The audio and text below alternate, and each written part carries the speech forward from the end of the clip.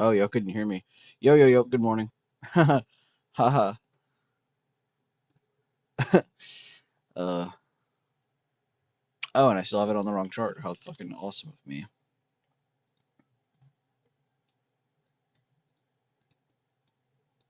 I won't lie, I stayed up pretty late again, but it was to be productive again. We are now covered on new shorts coming out on the YouTube until February 3rd. So we're good for a while. What was I doing? Sharing the stream link. That's what we were doing. Good morning, good morning, good morning. Sorry, guys, 1 second. Sending all the stuff around.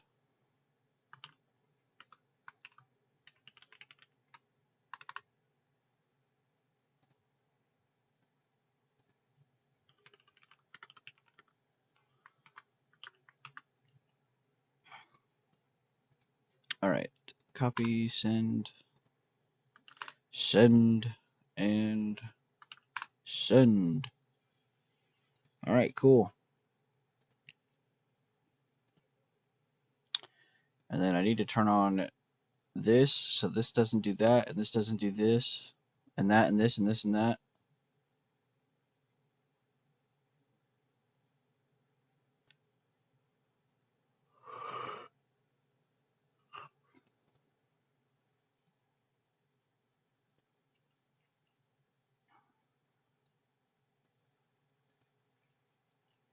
All right, I'm reading YouTube chat now. Sorry, guys.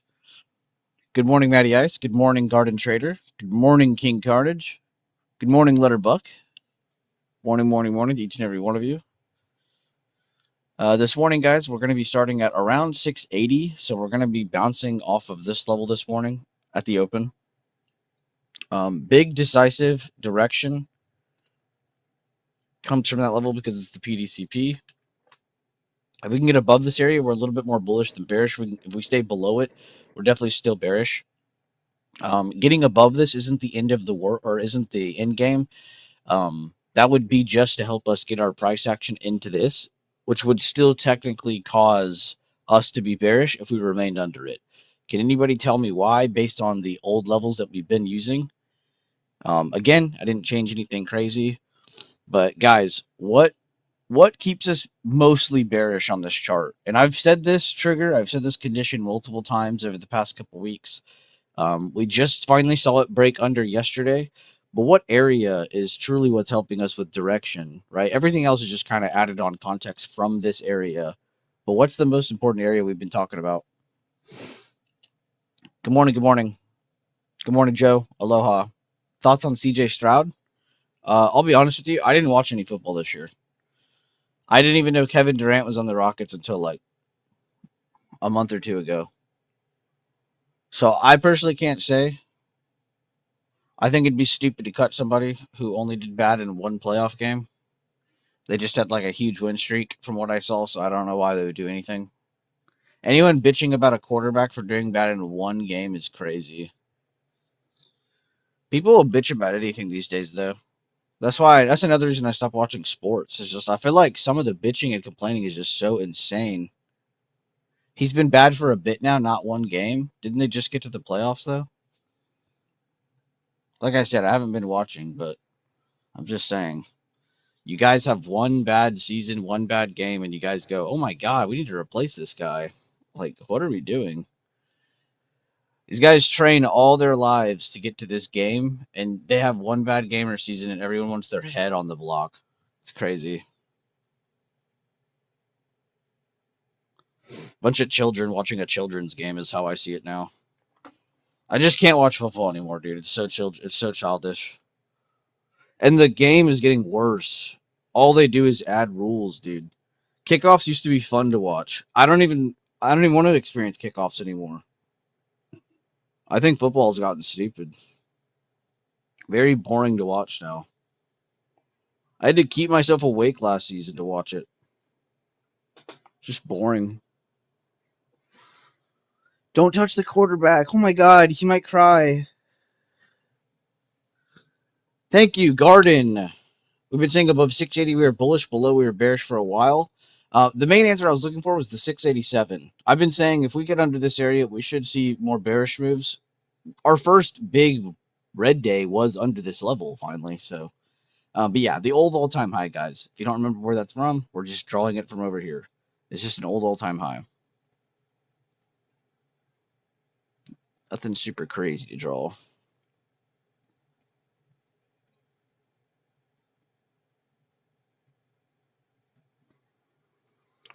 I think I'm going to redraw those gap fib targets in case we go down more.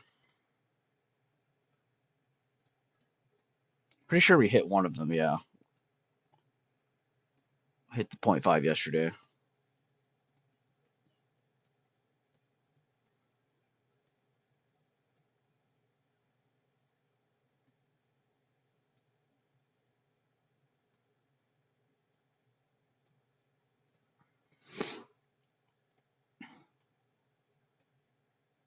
I would try your best to trade around this level today.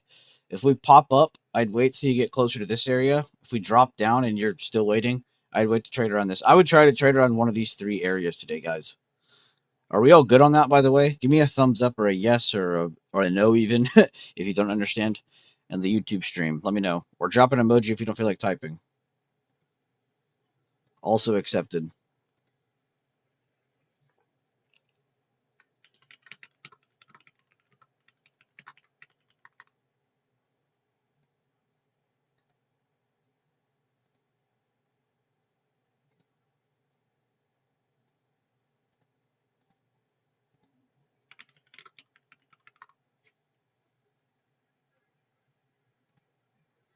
And yeah, guys, if you haven't already figured it out by now, I see Kevo just said it, and I'm sure some of you are going to start saying it.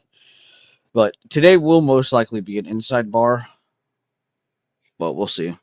I don't like to say that right at the open because I think it's just like negative on yourself, but it is something also good to be realistic about. Today doesn't have to be special, but definitely not going to complain if it is. By the way, good morning to all of you. Let me know what you guys been up to, how you guys been. Yesterday was a full ass day for me, so I'm pretty fucking tired still, but we keep it rolling. I've been having too much fun making those damn shorts for my YouTube channel, I'll be honest. But guys, it's pretty cool. The YouTube channel, it's gotten 11,500 views in the last 36 hours. Between the streams and people watching the channel and the shorts, that's all that's happened. So yeah, pretty nice.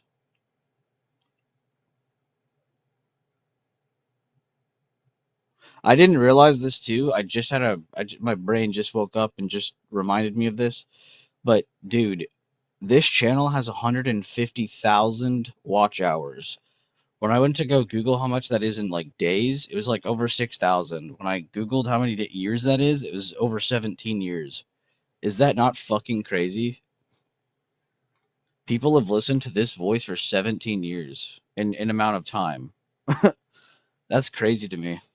By the way, guys, the more weakness we show here, the more pullback this most likely brings. A good initial target, if this does end up pulling back, would be the halfway point of the previous close to the today's open. So if that does end up pulling back, watch for more like tone from that. If that breaks, probably going to see previous day close. If it doesn't break, probably going to see it bounce into the 680s again. And if no weakness pulls away from the CDO, then this is probably just going to bounce. If this bounces, I like the 681s. If this drops down, I like the 677s. You can actually go kind of out of the money today on these contracts. I do like the 677s, I won't lie. An early short here wouldn't be bad risk. You just got to be careful because you're above that 50% still, but yeah. That 677s in the 110s, 114, 115. And then if you do get the bullish reaction, and we're talking about the 681 or 682s, those are probably going to the 681s are probably going to be expensive by the time they get there. So 682s probably the best one to look at. Just don't expect like a shit ton of movement on that contract instantly. Those are the two contracts I would look at. Same day 682s, same day 677s.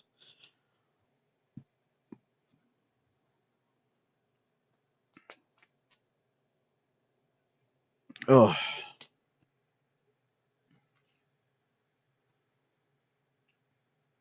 I honestly hope more of you got rest than me today. I am definitely taking an early sleep tonight. I kind of like it though, man. You like push yourself, and then you get to that point, and then you just have like the craziest sleep of your life. It's so weird, but man, it's nice. I say weird because I don't think we should be depriving ourselves of sleep because it feels cool.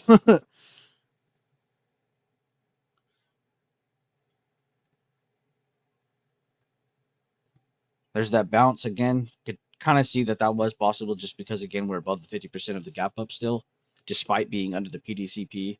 And it's funny because we really are between just two really important levels right now. So I actually love this because this makes it a lot easier. It doesn't feel as like gambly, like you're gambling as much when you have a little bit of information around good levels that you like. Feel like you have a good grip on things. And see, that's why we don't short early. If we would have started shorting early, that would have sucked ass. That would have sucked. By the way, good morning, guys. If you didn't already hear me say it, good morning, good morning. Good to see you. Be sure to drop a like on the stream, share the stream link around.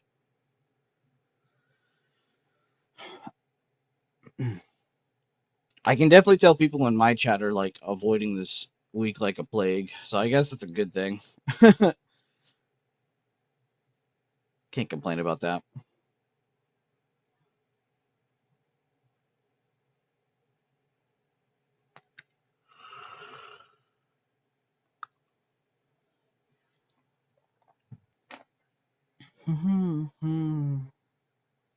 XOK and SPY are identical. Banks are pumping. Discretionary is trying to move up. XLC is trying to move up. Healthcare is trying to move up. Staples are pulling back with the tech pump. So that's a normal thing. So this should start going up based on the sectors unless the sectors get weak here. So if you see these numbers here start to get worse, that will make this bad. Just to keep things super simple.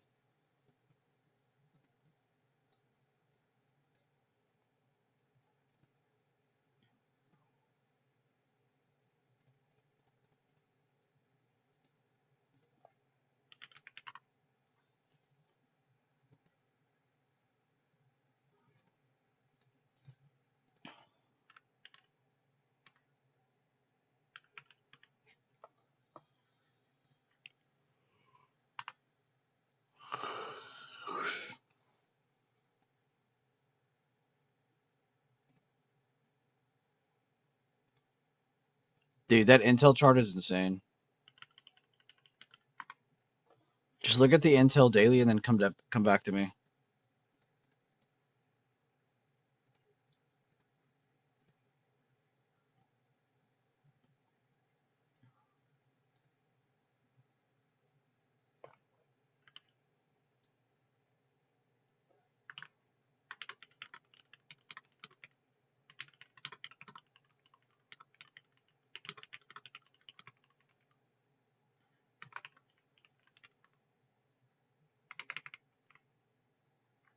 I cannot type today. There we go. Good morning, everyone. Good morning, Bob Johnson. He's still talking? Who is? Talking about Trump? To be fair, that was expected. I mean, I told y'all before the week started. It's going to be Trump, Trump, Trump, Fed, Fed, Fed, earnings, earnings, earnings. And it's funny because everybody has forgotten that the earnings season is about to start again. That's why I always tell y'all that when I see banks have earnings, I'm like, okay, tech's about to have tech earnings soon. Okay, the market's about to have earnings, a couple weeks straight. You throw on Trump and federal news on top of that, plus the whole federal bullshit with Powell, which I think is crazy that that's even happening. Insane pullback from the second thing, guys. Reminding yourself again, if you were to short it that first time, you'd be fucked. Waiting for the second time, seeing a good bearish candle, seeing a red reaction follow that, that's a lot better to look at. The second thing. It's pretty crazy how sometimes just waiting for something as simple and stupid as that can help you. So it's not stupid, is it?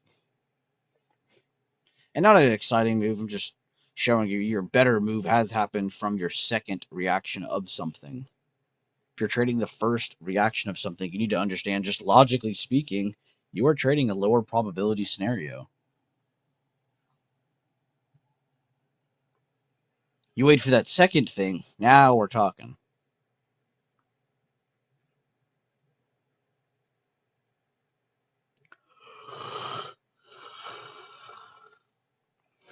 Yeah, I mean, I don't like to be that guy, but this is one of those weeks where it's like, you either sit here and you watch every little thing to try to catch one little opportunity, or you just go chill. I don't like to sound like a Debbie Downer, but normally after a large gap down and a large sell-off type day like we saw yesterday, because this did make it down to a fib extension, you do get, a lot of the time, you get a day that's inside of the previous day low and previous day high. So I think that's why I'm just zoomed in like this, because we really shouldn't see much more out of this. And if we do, also, I'm not going to complain. But that's just what the probability tells us. We should have an inside bar today, but don't take that as, oh, wow, we won't have any trades then today. There might still be really good trading opportunities. You could see me. I'm still sitting here waiting to see if I can get something. I almost jumped into this, but I was like, I kind of want to wait till outside of these two levels. Plus, you could see tech is going up. Banks are going up. Discretionary was going up. Comms were going up. Those actually just took a hit in those last 4 or 5 minutes. Healthcare grinding up. And then this pulling back is okay, because that's normal. That's healthy. If you understand the relationship between the sectors, you understand that that staple chart is okay.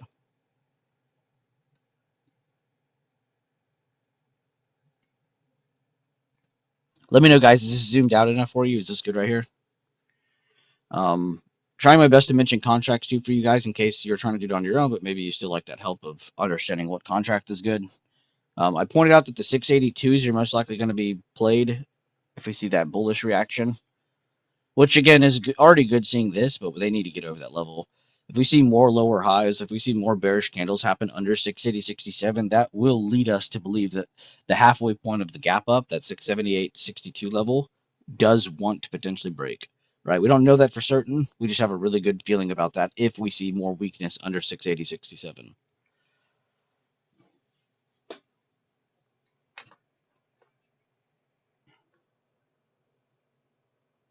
I love that I can say 67 and not a single fucking person type that damn number.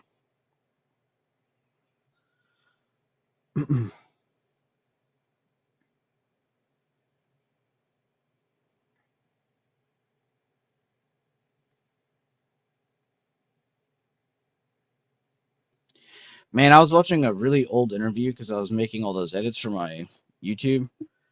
And I stumbled across a Trump clip, and it was actually a crazy good quote. Or not really a quote. It's more of like a call out. But it was like 8 or 9 months ago. He told everybody in America to buy the dip on the stock market. And it did rally. But his main reasoning was crazy. He was like, yeah, things are going to be changing around the Fed. Y'all should be buying the dip on America. I don't know why I'm making him sound Texan. Damn, imagine if Trump sounded like that. He might be loved by literally everyone if he sounded like that. Have we had a Texas president? Oh, I guess the Bush. I'm stupid.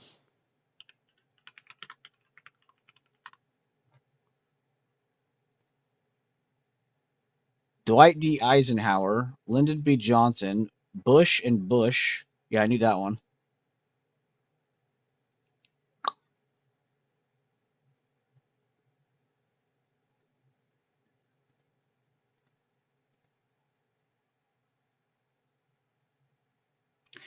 This guy said, it says Lyndon B. Johnson was born in Texas and he made it his home state. Wouldn't that be your home because you were born there? It's not like you can change what is your home when you're a child, you know? Actually, I don't know. At Lyndon B. Johnson's time, he might have been able to. He might have been able to do anything. Bush was your favorite president to listen to? I don't know if I have a favorite president. I'll be honest.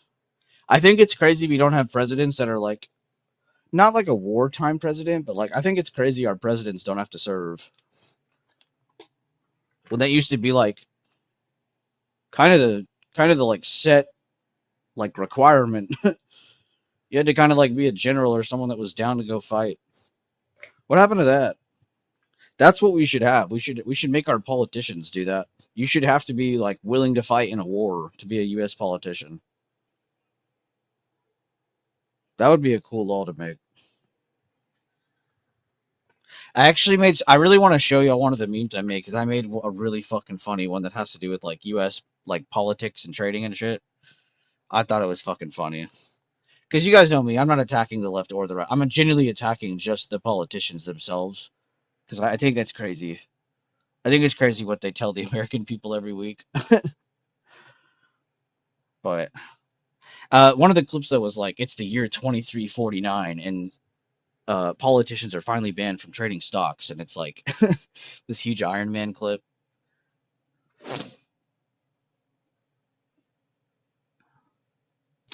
The Dow is only 2.5% away. Especially when he said, we got this phrase down in Texas.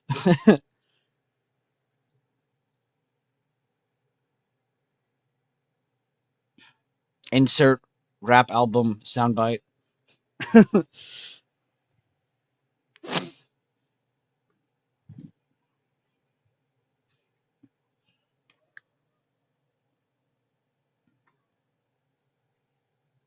Guys, we did push above that area. And remember, as long as we hold here, that's better for buyers, but you really want to see them get over that next level. So it is good to see them finally get over that, what could be seen as like a secondary requirement for buyers.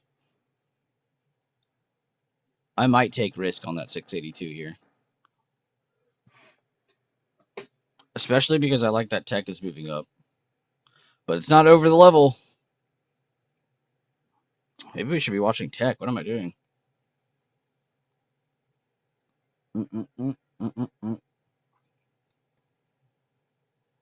They're only in the 120s, yeah.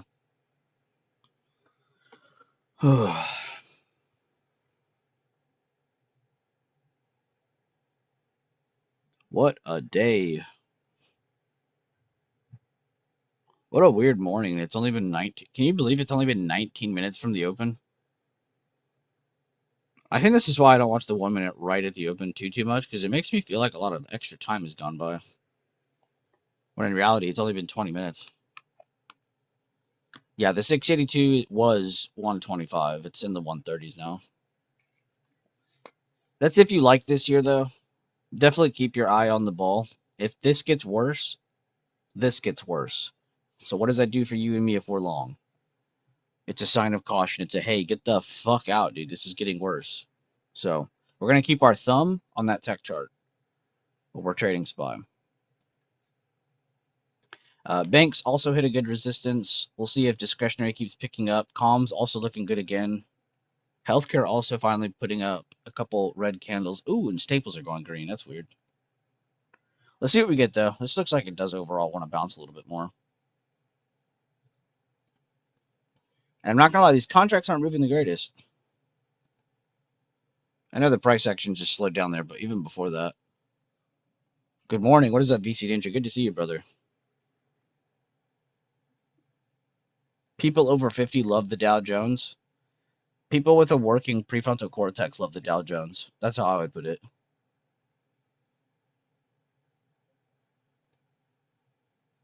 I think anybody that is smart and has a brain likes the Dow. Because it just makes sense. I've never talked to someone who likes the Dow, and I thought they were, like, tripping. You know, I was like, wow, what are you doing? Like, you're just guessing. Every time I talk to a Dow trader, they sound like the most sane individual I've ever heard. People over 50 love the Dow Jones.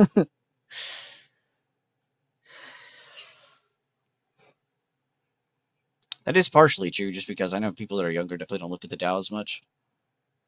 But that's because they don't understand that the different, like indexes, indices, like, they don't understand that these are different, but they're all connected at the same time. They don't understand that.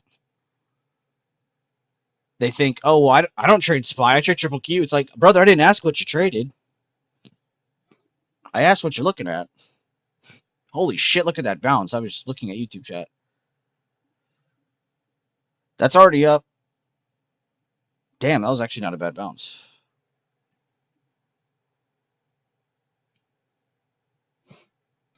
Not even 50 cents. Oh, I guess it is a little bit more than 50 cents. Not even 50 cents could do this trade.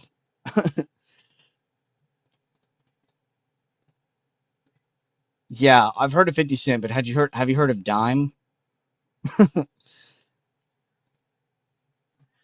Oh my god.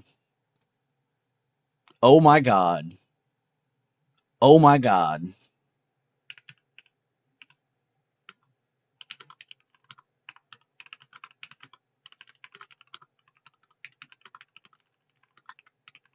That contract was 1.22. It is over 160. All because we waited for a bunch of price action to happen.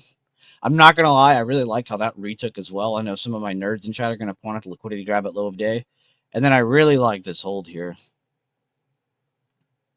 Again, just to kind of stack a couple things to give myself that confidence instead of just being like, I think it's going to be green today.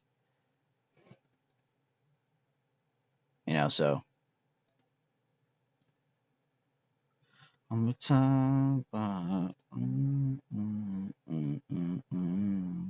Be sure to drop a like on the stream. I'm very bad about reminding you guys.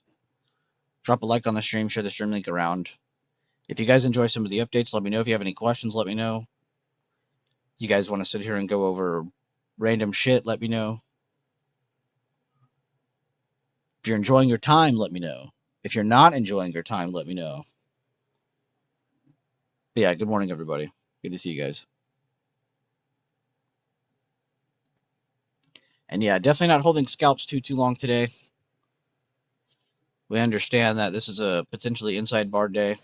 But I'm not going to lie, we'd be stupid to not trade SPY if we see this amount of just cohesion between it and the tech sector. I mean, these are identical charts. Rejection, lower high, liquidity grab. Rejection, lower high, liquidity grab. The levels are all the same. The numbers are different. The tickers are different, but it's the exact same template. It amazes me every time. And we might still be looking at another bullish retest right here. It keeps failing to go red and just flips back green and wicks back up again right after. Yeah, tech still wants more.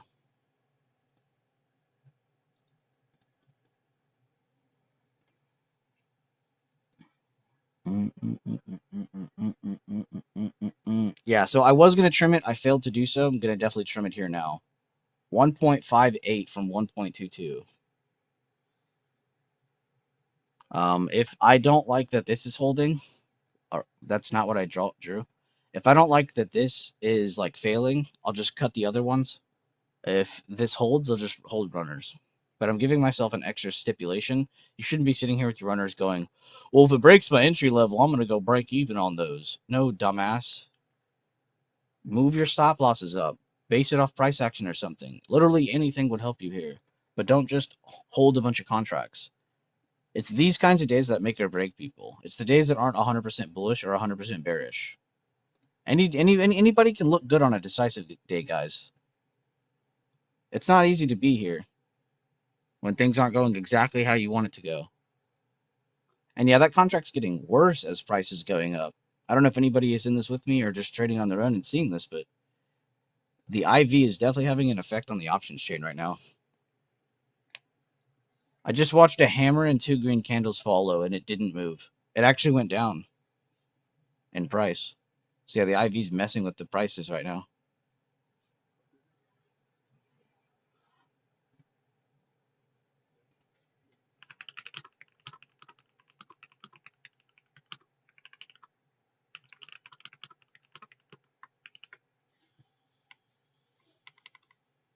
All I typed was a lot of IV in my. I went to look at Discord and I accidentally typed ass lot of IV. Yeah, in the 160s now. I'm gonna take a screenshot of that because I'm hyped.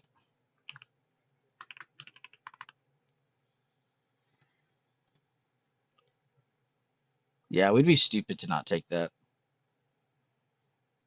for the trim. If you still haven't trimmed, this is still a great time.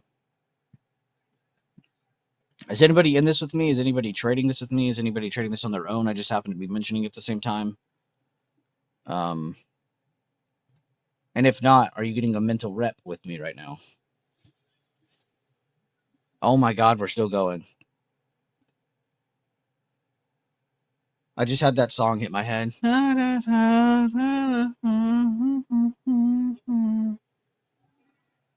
you hit that euphoric moment. That's 1.75. Mental. Great job, SF. That's what I want to see from you specifically, just because, you know, you said you want to focus on swing stuff and kind of take your time and get into it slowly. So that's exactly what I wanted to see.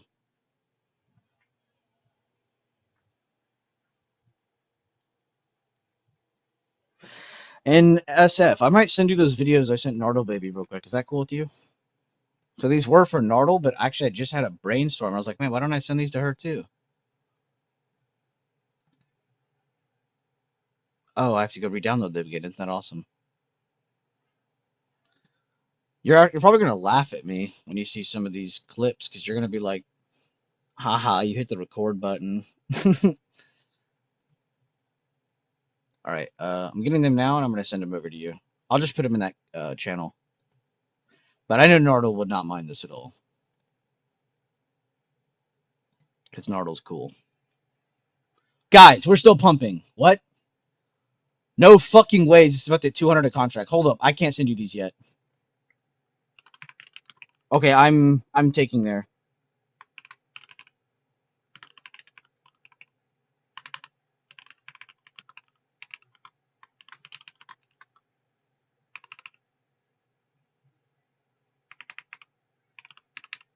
Nah, I'd be stupid not to take that.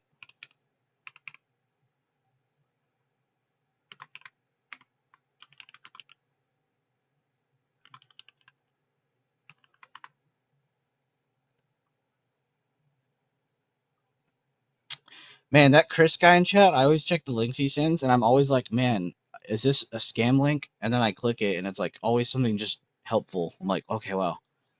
I really got to take my defense down on this Chris guy. Chris guy is cooking. All right, guys, I'm fully out. I'm fully out.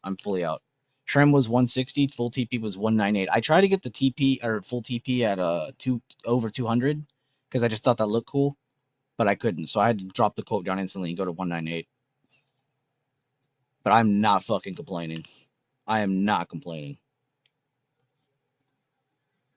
All right, I gotta chill for a second. Let me send these videos to the homeboy SF, and then we can all get back to what we're doing. I gotta calculate the contract gain. Oh God, I don't remember what order these are in SF. Okay, this one might be the first one, and this is the second one. Okay, it is nice. I got it. I'm on one today. Bet. All right, yeah. So JC SF Aloha, definitely check that out. Now it's split up into two because I accidentally hit the record button on the end of the first one. So you'll hear me make fun of myself, but those are just some things I sent Nardle personally because she was struggling and not struggling at the same time. It's a little weird with Nardle because you can definitely see they have a good sense of direction, like what they want to do, where they want to end up. But they definitely pressure themselves a lot. So I went over some stuff and reiterated other things as well. So make sure you check that out. But even though that's not stuff you're 100% focused on right now, I just thought it was a cool thing to send to you just because, I don't know. I reviewed what I said and I was like, damn, I was kind of cooking. You could hear how tired my ass was too. It was like midnight in that clip. See, other chats, they don't even answer members, dude. I'd be answering my members at fucking midnight. Because they're not members to me. They're people. just like me. I'm a people. Are you guys people? I know I'm people. No problem, SF. Anything for you. Hopefully that helps. And anytime I find like extra cookies and stuff, I'll try to send them in there too. I don't want to overload you, but at the same time, I want to make sure you're getting like decent information. But I don't want to hand it to you on a silver platter at the same time, you know? Though on a silver platter, that would be nice. No complaints, you know? It's not overload. I appreciate you. Awesome. Glad to hear that then. And if you ever need like, hey, what are we doing today? Just tag me. Ugh.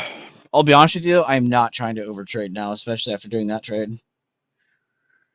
I told you, man. Take a trade from this area right here.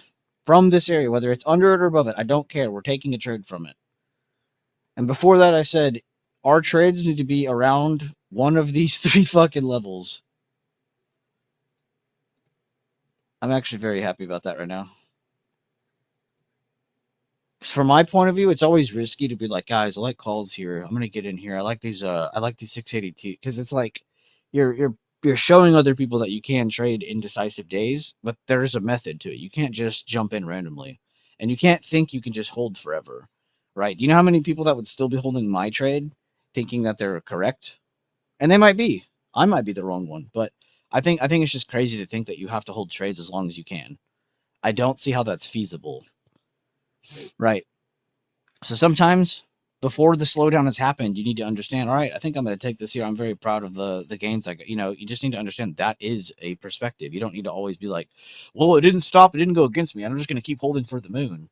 No, that's the exact theory and logic that's going to make you lose all that money or make you lose that trade.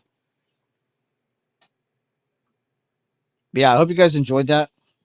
It doesn't look like anybody in the stream took that with me, but it's okay. I don't blame you guys for not wanting to trade this kind of market today.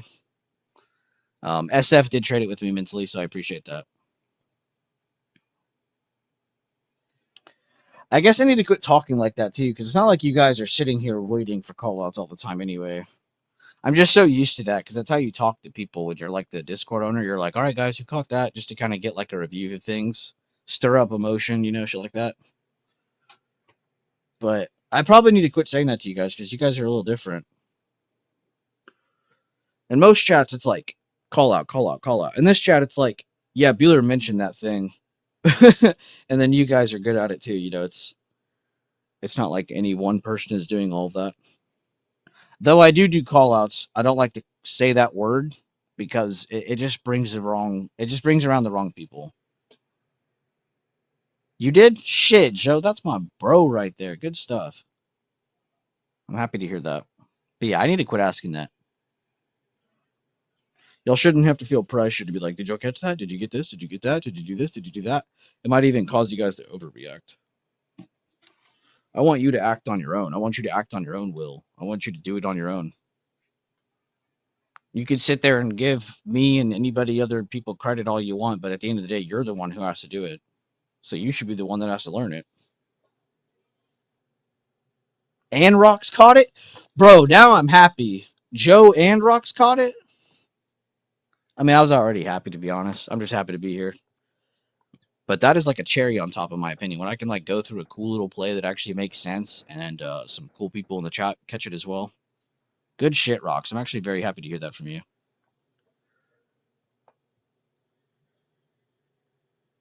What? Joe. He got in at almost exactly where I got in. He trimmed it almost exactly where I trimmed, and he almost got out exactly where I got fully out. Brother, what? Joe, I love reading that. I'm not gonna lie. I love reading that. Because now I'm like, I don't have to worry about this Joe guy. Nice.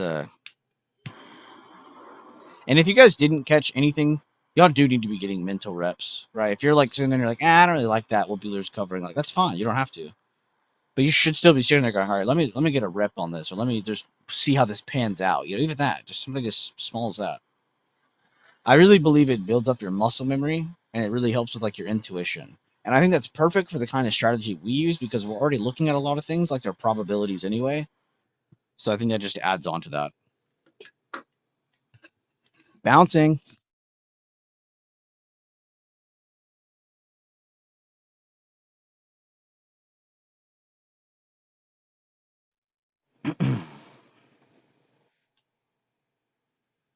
The weather here is crazy, man.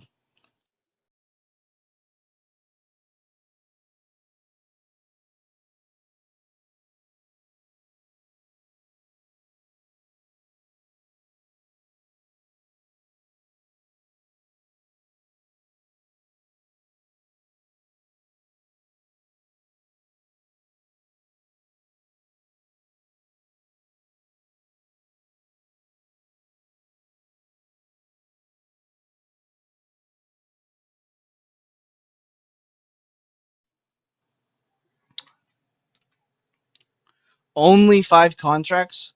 What? I don't think I raised you guys right. Only 5 contracts? I made less but a win? What are we saying, guys? Yeah, I agree with you, Joe. By the way, I don't want to see you type only 5 ever again. Only 5? Brother, that's a lot. Good shit. Like, I'm actually kind of impressed even more now. I thought you got like 1 or 2 with me. 5? That's crazy. You think you're done, you don't want to give it back. I really, really like that you said that. I made less but a win. Let's talk about that message now. A win is good, don't get me wrong. But we shouldn't be sitting here going, I made less, I made more. Let's not even think about amounts, right? Focus on the process. What got you in? Did you like it? Did it feel right? Did it feel comfortable? It did? Awesome. It didn't? All right, well, let's dive deeper and try to understand it better. There's always, you see how I always have an answer for something? There's always a next step. And it's all about how you talk, how you look at things. If you guys sit here and you go, well, I made $102 on this trade, and then tomorrow I'm going to make another $102. It's like, what? That didn't make any, it's not English to me, right? When you go, I bought the dip above current day open and I made about 13%. You know, not the biggest of gains, but I'm definitely happy with the trade. You know, that is what I'm talking about. That's what I want to fucking read. That's what I want to see. Make sure you guys are talking not just about yourself, but about what you're doing in the best way possible, because it's about you. You're treating yourself that way. So if you go into the chat or you go into the Discord and you say, well, I made this much today and I hope I make this much tomorrow. Brother, no one wants to read that. You don't need to be reading that. You're setting expectations, you're setting limits, you're setting goals, and it's not good. You're setting a net around yourself. When in reality, you need to be focused on the process, the thing that got you in. What was the thing that made you like it? What was that feeling that you got whenever this or that happened? You know, that's what I'm talking about. Like, that's that intuition screaming at you. That's why you'll always like talk that way, or you'll feel a certain way. Of course, it's more obvious than that too. I know some of you are going to be like, "Well, of course I'm going to be mad if something drops and I'm in calls." Like, duh, like that's not what I mean.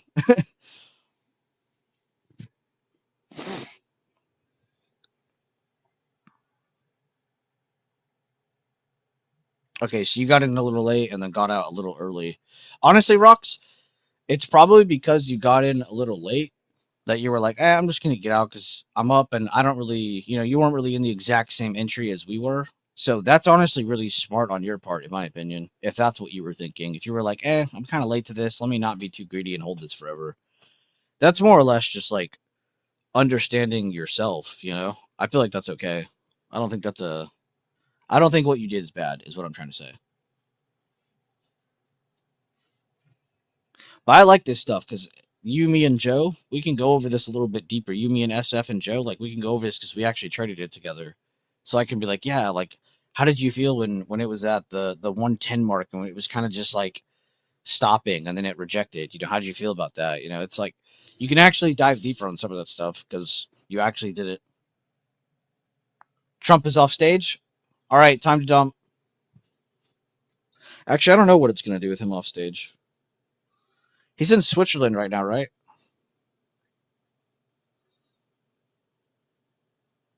Or Sweden? I think it's Switzerland.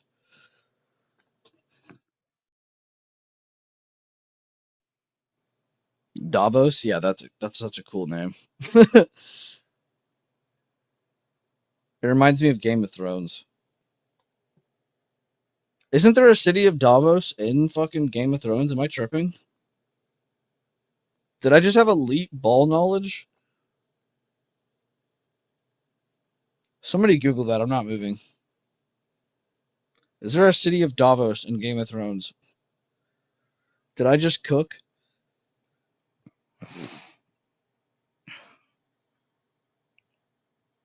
Dude, I swear I blow my nose every morning and then sometimes it still fucks with me.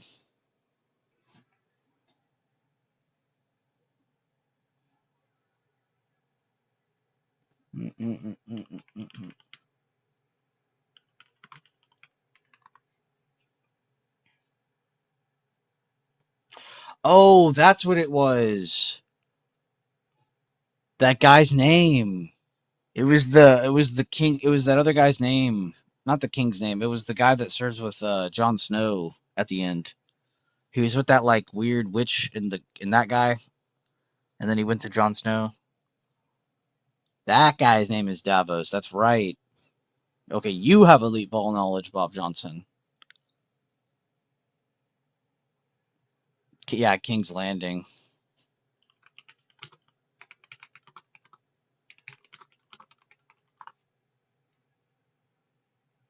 Okay, there isn't a city named that in Game of Thrones. I definitely was off.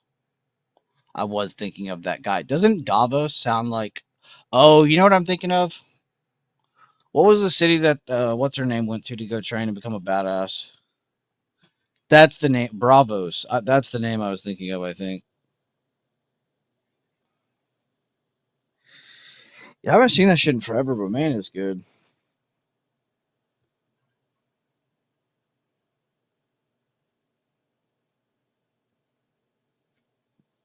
I feel like I didn't hate the last season as most people, but I was definitely like, what the fuck?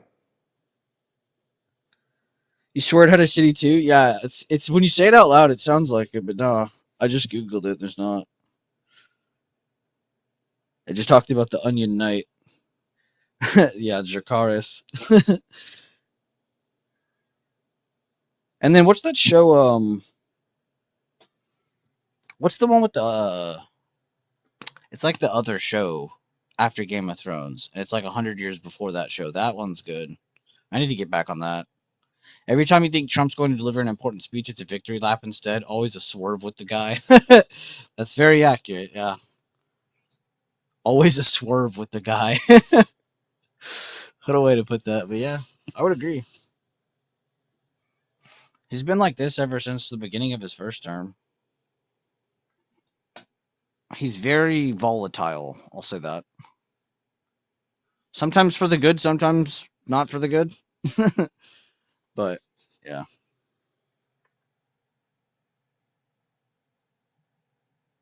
The book for that one is amazing. I didn't even know there were books for that. Not for Game of Thrones, but for the other one. I didn't know there were books for that one. Damn, does that mean there's books on the other ones that they're doing shows on?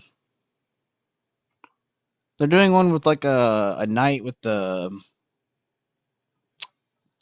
stag. I don't remember the name of that house. I think it's the Baratheons, right? But one of the no, maybe it's not a Barath. I really don't remember now. Now that I'm saying it, but yeah, there's like a couple shows for that coming out that are like supposed to be really good. I think they learned their lesson though. I think they were like, man, we really fucked up on the last season, guys. We shouldn't have rushed it. We shouldn't have let all those people go to a different company so quickly.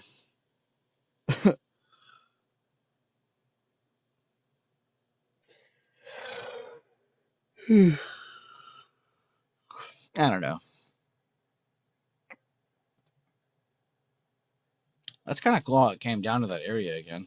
I would never draw this and be like, if it bounces, I'm gonna trade that. This is more or less like from our trade maintenance.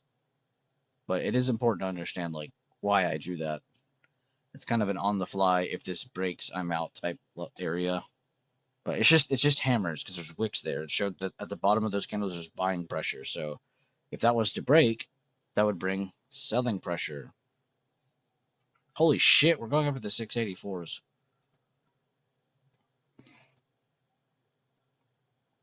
And look at what chart's pumping the whole time.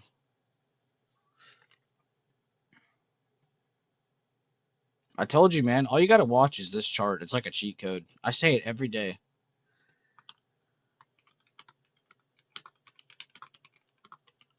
I really don't mean to sound this. I really don't mean to sound like a.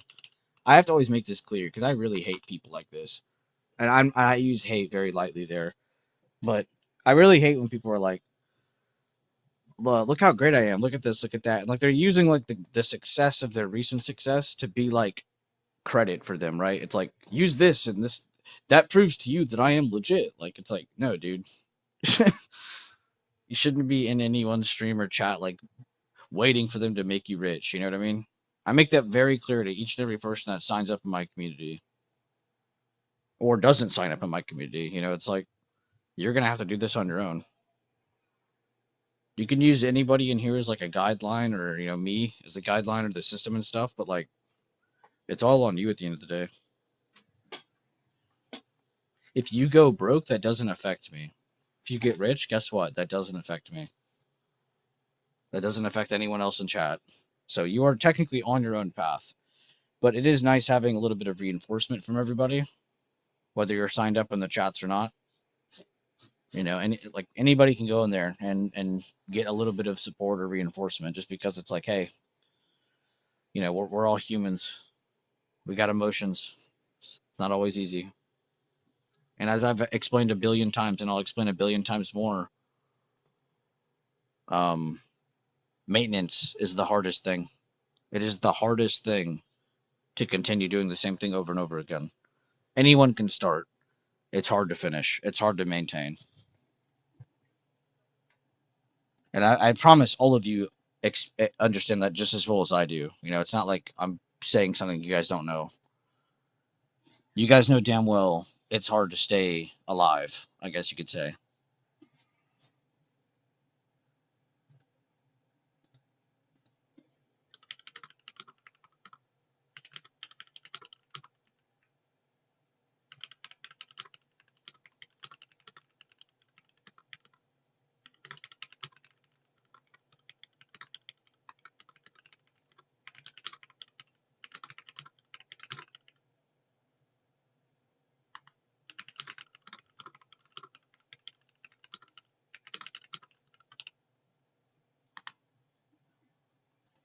All right, I need to post some stuff. That's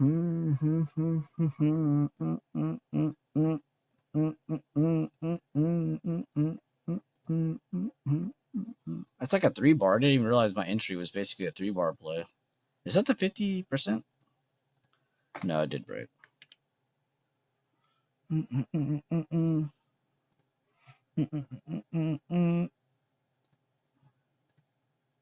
Actually, I didn't exit the top of that candle.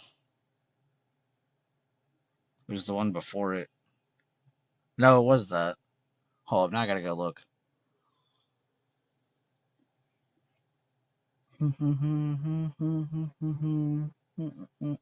Fuck it. I'll just leave it like that. I like going over the entry more anyway. Plus, I don't feel like going in there and looking at the exact minute I entered and exited, and it's like, Jesus Christ. I know I entered around here. I know I trimmed around here. I know I took profit when I started pumping more because I was like, holy shit, we're actually going up more. That was pure excitement on that one. It's like, how? But in reality, it was kind of nice too, because you also had chances to try and hold. And if you saw this candle and then an inside bar follow it, you'd be like, oh, there's a slowdown happening. So now it's like, fuck, I need to slow down.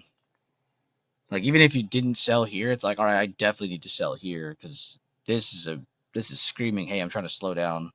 Is it bearish? No. They even got bought back up and had a new high of day. But in that exact moment when you're in your scalp, that's what matters. I don't give a fuck about what happens 5 candles later. I'm focused on what's happening right there in that candle.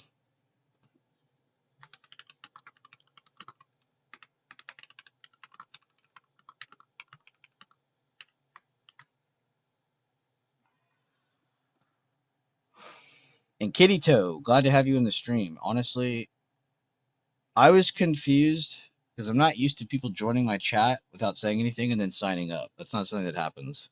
So when I saw you do that, I was like, what the F? I was honestly scared. I was like, this is going to be an AI that destroys my chat. But I'm glad to see you're a real person. Glad to see you're enjoying your stay. And if you're here in the stream, feel free to say hi whenever you want. No pressure on you, even though I totally just isolated you. But very cool.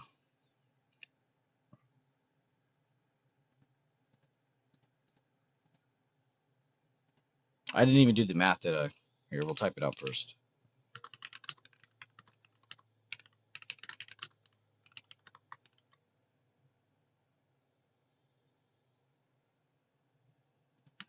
All right, so does anybody want to learn how to do contract math? It's actually super fun and really easy. I can do this with my eyes closed. Actually, I couldn't because I wouldn't know what I'm clicking. And I can do this in my head, but it takes a lot longer. A hell of a lot longer. So let's just do our trim, and then we'll do our full TP. So it was to 160 from 122, so that's a difference of 38. So you do 38. You can do this with your losses too. It's not just for when you win. You just find the difference of your entry to your exit. So for my trim, it was 38. And then you add 2 zeros to it. And then you divide it by the entry cost. So mine was 122. So I'm going to divide it by 122. 31.14%. That easy. Not the trade. I'm talking about getting the math. I don't want that to come off weird. 31% for trim and 1.98. Put that in parentheses. So 1.98. Let's say you're like super shit at math. So what's our exit? 198 minus entry 122.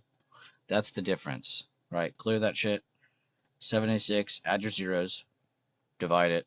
So double zero, divide, and then entry cost again. 122. 62%. Because all right, so a big trick I have, because a lot of people ask me, why did you contract math on screen? You know, when you actually, nobody asked me this. This is me giving you guys bullshit. Nobody has ever asked me this in the life of my stream. But I like to do the contract math on the screen, not just to teach other people to do it in their own head or to do it on their own calculator. Plus, it's just kind of fun.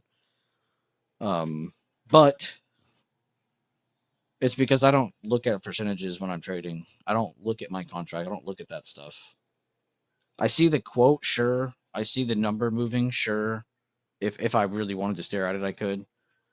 But doing that is just fucking yourself. Like, I don't understand why I do that sometimes too, because I'll probably lose that trade 8 out of 10 times if I sit there and stare at the contract, and instead of just kind of like, instead of looking at the thing that's keeping me bullish or bearish. Does that make sense? Like today, why was it, what kept me bullish? And I'll let you guys try to answer. What kept us a little bit more bullish than bearish? Not just because we got over 680, 67. What was the other thing that kind of kept us a little bit more bullish than bearish? Does anyone remember? And I'll say it if you guys don't. But I want to give y'all a chance because I want you to think about it too. What was the thing that kept me more bullish than bearish outside of just this chart? Or just 680, 67? Outside of just candlestick patterns? I talk about it every week, every stream. What is it? That's also why I get a little confused when someone hits me up like, hey man, what do you use to help you? It's like, what are you talking about? I do this every stream. Even when I don't take a trade, I'll sit there and talk about XOK for 2 hours. Like, what are we talking about? So, not trying to be mean, but like, all you gotta do is pay attention. It's not like we're going over rocket science. I also like how we cover things in here. Right? We try to simple it down and dumb it down as much as possible. And some people might think that's for them, but like, it's honestly for me. Also, when I first started trading, one of the first things I learned from like a different, like, just, I don't even know where I read this at. It was like a book or something, but I read something that basically said, you should always be using what's in front of you. And at first I was like, that's just a stupid surface level statement. But then as you start to trade, you're like, wait a minute, that actually hits. Trade what's in front of you. I shouldn't be staring at my contract. I shouldn't be staring at this or that or my Twitter or this or that. Yeah, I should be staring at the things that are keeping me bullish or bearish, not my trade. It's just like, what the fuck? You're just adding extra mental pressure for no reason.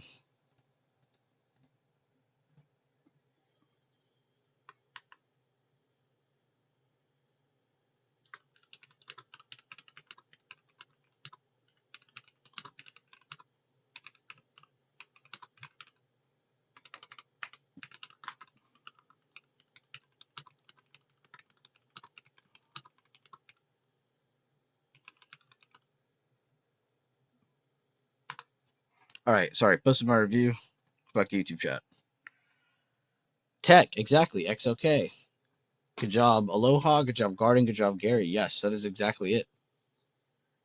So there should always be something, right? Not only did we like the chart after I won't lie, it was like a couple things, right? Because I was bearish probably the entire time until this exact candle. Can anybody tell me why this is the candle that kind of flipped my bias? Because I was definitely way more bearish than bullish in this stream at the very beginning. But can anybody tell me why I switched the fuck up once I saw this candle? And I said it in the stream, so I am actually telling you to answer me something that was said multiple times. What was this? What is this called? What do we look at this as? What is this? What does this mean? Am I just speaking out of my ass? What is this? What the fuck music?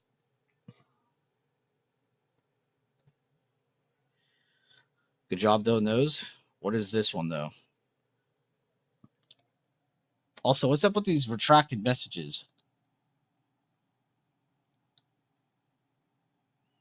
Glad to see you're a real person. Spooky theme since 2023. Jeez, I can't speak.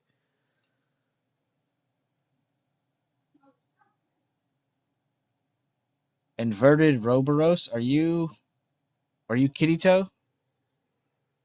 Or whatever the name was in Discord? It was Kitty Toe?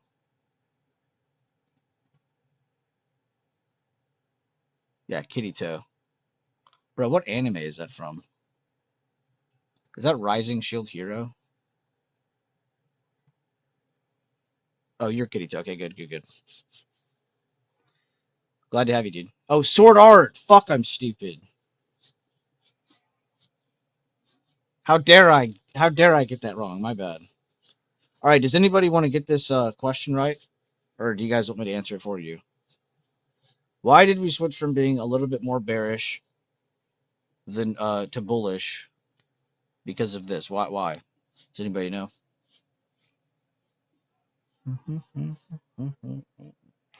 I won't lie, when I first looked at that, I thought that was Sung Jin Woo, but then I was like, wait a minute, I'm stupid.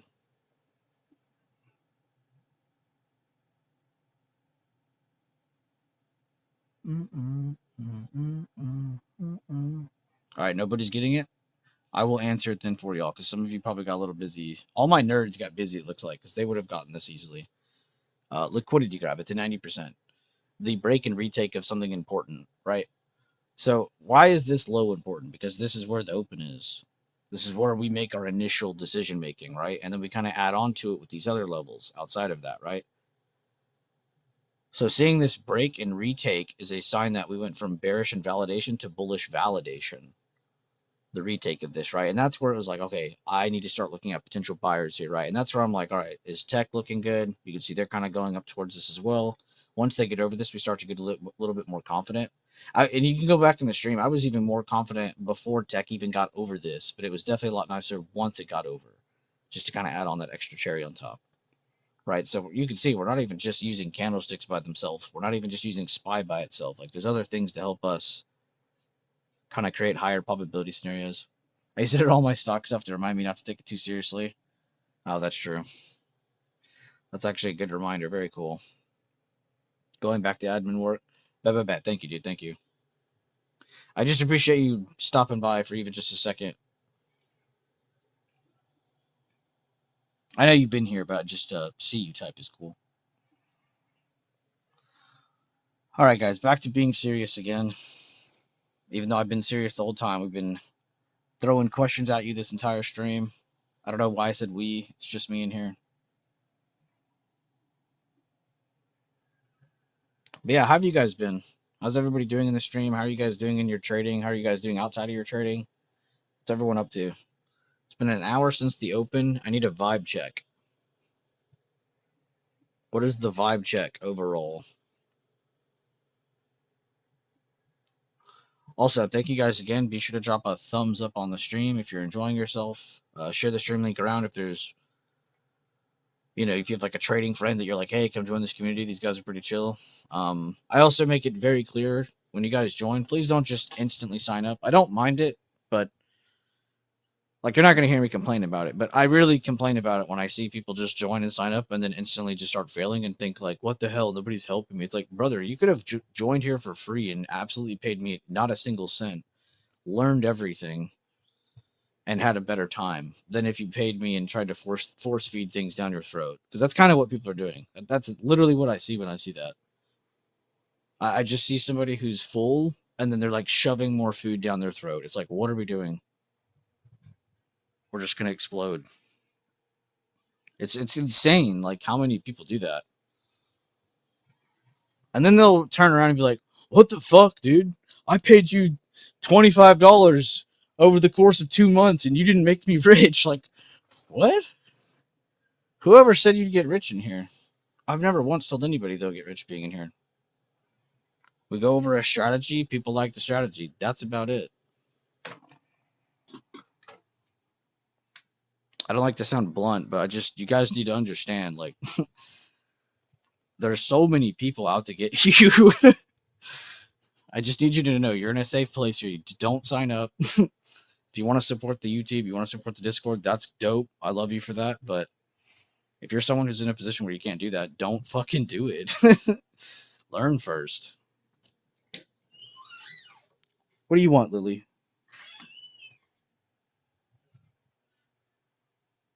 What?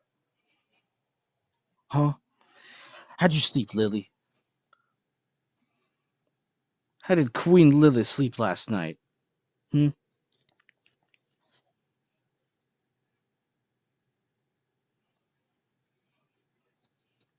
I hands down have the cutest fucking puppy in the whole world.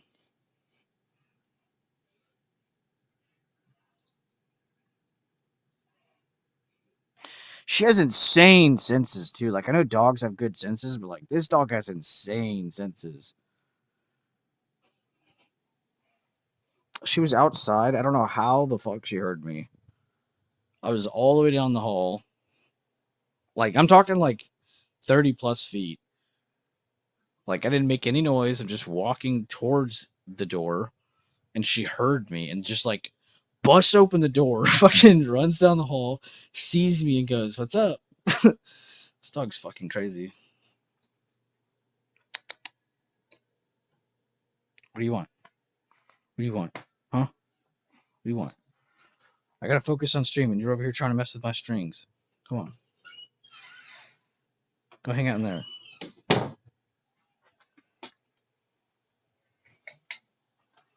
Oh, and she demolishes literally every toy.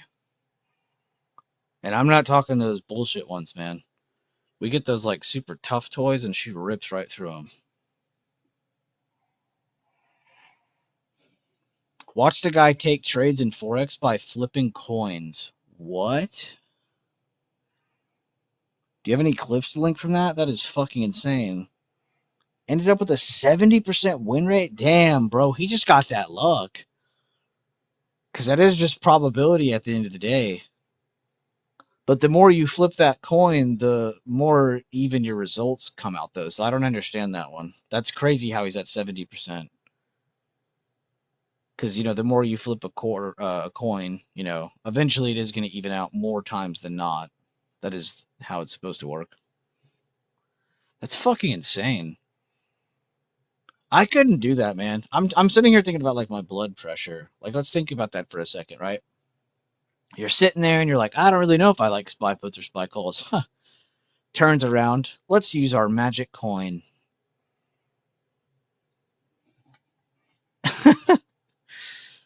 Bro, this is what went in my head. When I read that, this is the first thing that popped in my head.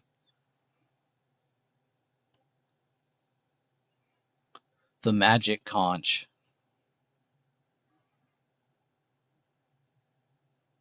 Should I try that new burger place? Oh my god. Like, imagine pulling on that. And you're like, should I buy calls or puts? And then this thing responds. Also, is the magic conch like the first example of AI? Let that simmer. XOK over 144. It's still going up? Actually, I guess that makes sense. Let's go to the 5 minutes so I can get some clean screenshots for the chat. That 1 minute does hurt some people's eyes.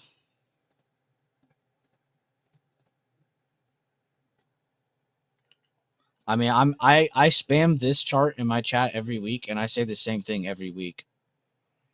XOK is a cheat code. XLK is a cheat code.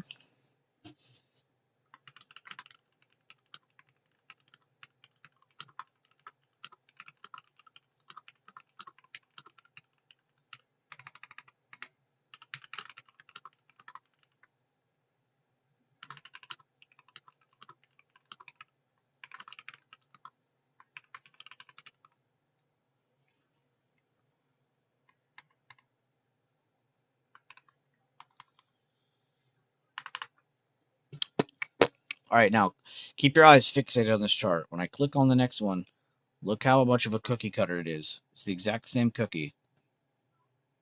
Okay, the cookie's a little bit longer than the other cookie. It's a little bit more straight. It might be because of the way I'm zoomed. We'll blame it on that.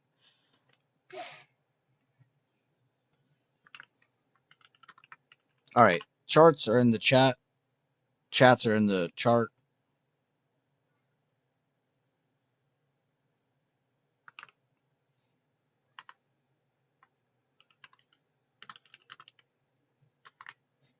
I'm genuinely so happy and I'm not even in this anymore.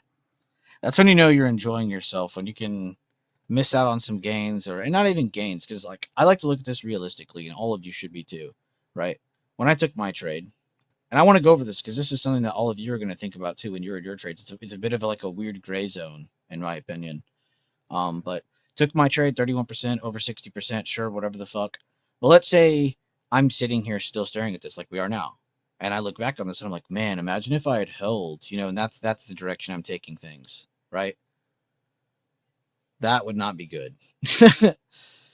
That'd be bad for our mental. So we need to be realistic about things. But what's a way we can keep bringing ourselves back down to earth over and over again without making shit up, without blowing hot air up our ass? How do we do that? By just coming up with logic, reasoning, right? What is something that we like to use in my streams and in the price action a lot? The context of things, right? The context, like when you read a book, like when you watch a movie, like when you watch a TV show, it's the same thing. Maybe you don't know who the killer is right there in the first 5 minutes of that damn movie, but hey, by the last 30 minutes, I bet you're taking a good estimated guess on who it might be. Are you going to be right every single time? No, but I would definitely say higher probability you get that guess. A lot of the times, unless it's like a crazy good show or movie and they just are really good at masking everything and they like throwing twists in there and shit. But that's not what we're getting into. So just kind of keep it simple. But think about this, like if you're someone like me right now who got some good gains and you're looking back at this and you're like, wow, I could have I could have doubled my gains, oh my God. You see the key word there was could, right? So it doesn't matter. We shouldn't be thinking about that kind of thing. But what is something we can do to bring ourselves back down to earth? Like I said, using logic and reasoning, using the context, right? So when I look at this, I like to look at this and go, well, how would I have held that though? It went all the way down to where I had a stop loss. And then it made this move. Like, I would have definitely taken profit there. No way I would have held through this. Like, it's unrealistic that I'm going to hold through price action like that when I entered way the F down here. It's just not the same thing, right? When I got in, we were super bullish, right? Things slowed down since then. So should I still be holding everything? I mean, you can. You could definitely trim it and just have one. You could definitely, make up these routes for yourself. But the safest, highest probability route is always just going to be take it and move on, right? If you want to dip back into it later based on other reasoning, you like how it came down and maybe this isn't your entry. Maybe you kind of like how it went up and decided to hold higher again. You're liking this price action. Awesome. Get in again. Sure. Fuck it. But let's not sit there and act like it's normal to hold through all of this every trade, especially when it's a scalp. When the fuck are you holding a scalp longer than 30 minutes? I don't know who taught this whole if it's under an hour, it's a scalp. Brother in Christ, do you even know what theta is? Do you even know what gamma or delta do? Because I promise you, if you hold your scalps for an hour every time you scalp, you will be broke this year. I will not. So I don't know who started teaching anything that's under an hour is a scalp. That is such a scam. People who say that have never traded options in their life. And I've probably even said it in the past, to kind of like generalize things. But like, if we're trying to get serious and really be like anal about it, yeah, you don't need to be in these trades for more than 30, 45 minutes. And honestly, that's pushing it.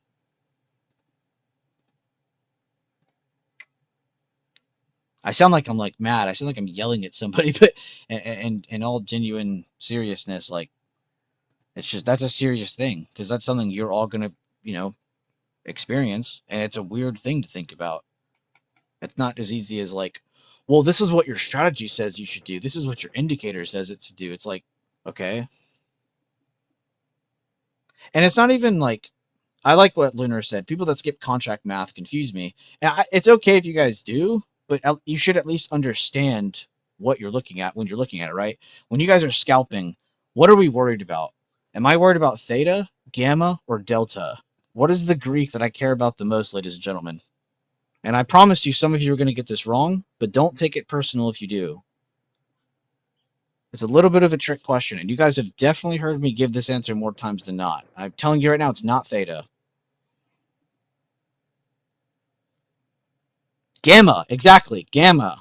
Because that is what brings in that extrinsic value. That's the juices, that's the profits, that's the honey nectar. I don't give a fuck about theta. Because am I in the mindset of jumping into a scalp and holding it long enough for theta to affect me? No. So I'm not worried about it. Now, you should be worried about it if you're grabbing like such a far out of the money contract that you're like, oh shit.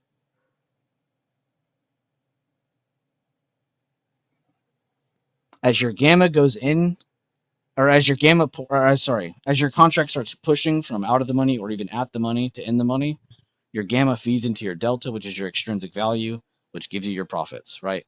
So if you're worried about theta on scalp contracts, that's because you're not scalping. You're day trading. Day trading, that requires a lot longer amount of patience. Sometimes your trades are going to be a lot longer, but when scalping, you're quick in out. You want to catch one part of a leg. You want to catch a couple parts of a leg, you know, maybe just a little bit here, a little bit there. But you're not looking to stare at, you know, your theta and go, well, this is bad. It's like, well, it's probably bad because you're buying 5 contracts out of the money, you know. As I've always stated with you guys before, when you're looking at these contracts, see how I only have 10 opened up?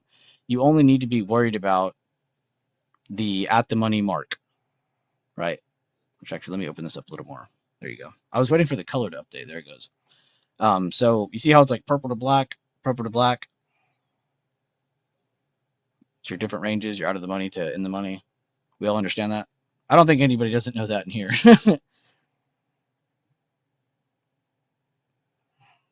So I mean, if you're buying outside of like the closest 3, more times than not, you're probably buying too far out of the money. Because I do see people do that a lot, and then they're like, "Well, theta is fucking me." It's like, dude, it's not your theta. You're buying so far out of the money. Your contract doesn't have juice. Your contract shouldn't move, you know? Like for those kinds of moves, you really need like a really unrealistic move. And you need to have a good entry and you need to hold for a very long time if the move doesn't happen instantly. You know, so it's like I don't really see the benefit in that. Plus it should bring a lot of stress too. I didn't even talk about that. Like that probably stresses you the fuck out holding through trades like that. Bad Greek, great way to lose money on the short end. What? Gamma or theta? But yes, guys, great job, Garden, great job, SF, and great job, Rocks. Honestly, Rocks, I'm happy to see you get that right too, because you haven't even been here that long, and you're already getting stuff like that right, based on the way that we trade in here. And again, guys, I don't want to sit here and act like everybody should use this way. Like, no, that's just how we use it. That's how we like to use it. But a lot of people do definitely just kind of skip past the Greeks, and it's not like you have to have a complete, you know, insane understanding of them, but you do have to have at least a generalized, you know, understanding of them.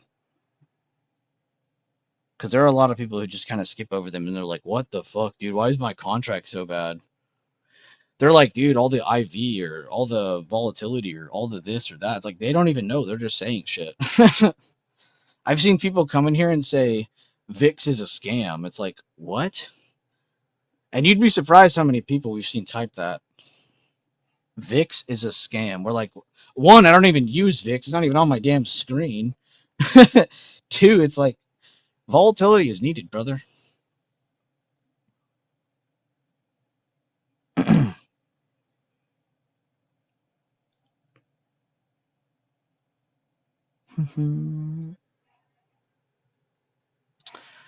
Man, what a stream. It's not even 10 o'clock yet. I will say, even when the price action isn't the greatest, the streams have still been at least somewhat enjoyable because I'm not just sitting here staring at something. I mean, we are right now, but we're always sitting here talking about something or whatever. What is a non-market topic we could talk about? I always ask you guys about like food and shows and shit. What is something else that could be asked?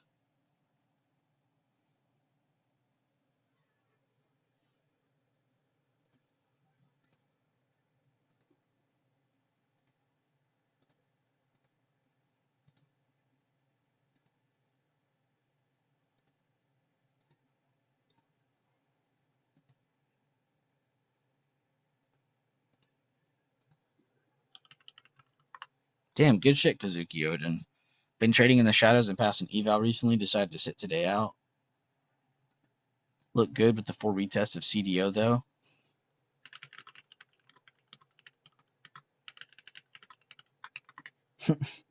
I like that. I got so many people in chat. They're like, "Well, I didn't trade this, but I still want to review it." Like I said, the reasoning is definitely a little bit more important, or the process, whatever you want to label it. Whatever you do to get to your destinations on these trades, that is so important. It is amazing to me how many people will be like, "Well, I like that the EMA held." It's like, okay, nothing else. That's it. So it's nice to see people at least kind of like post like, "Hey, I liked how it held CDO or CDO, and then it pushed above this or that." Like they're like kind of looking at multiple things that kind of go along with how they want to see the chart or what the chart is trying to tell them.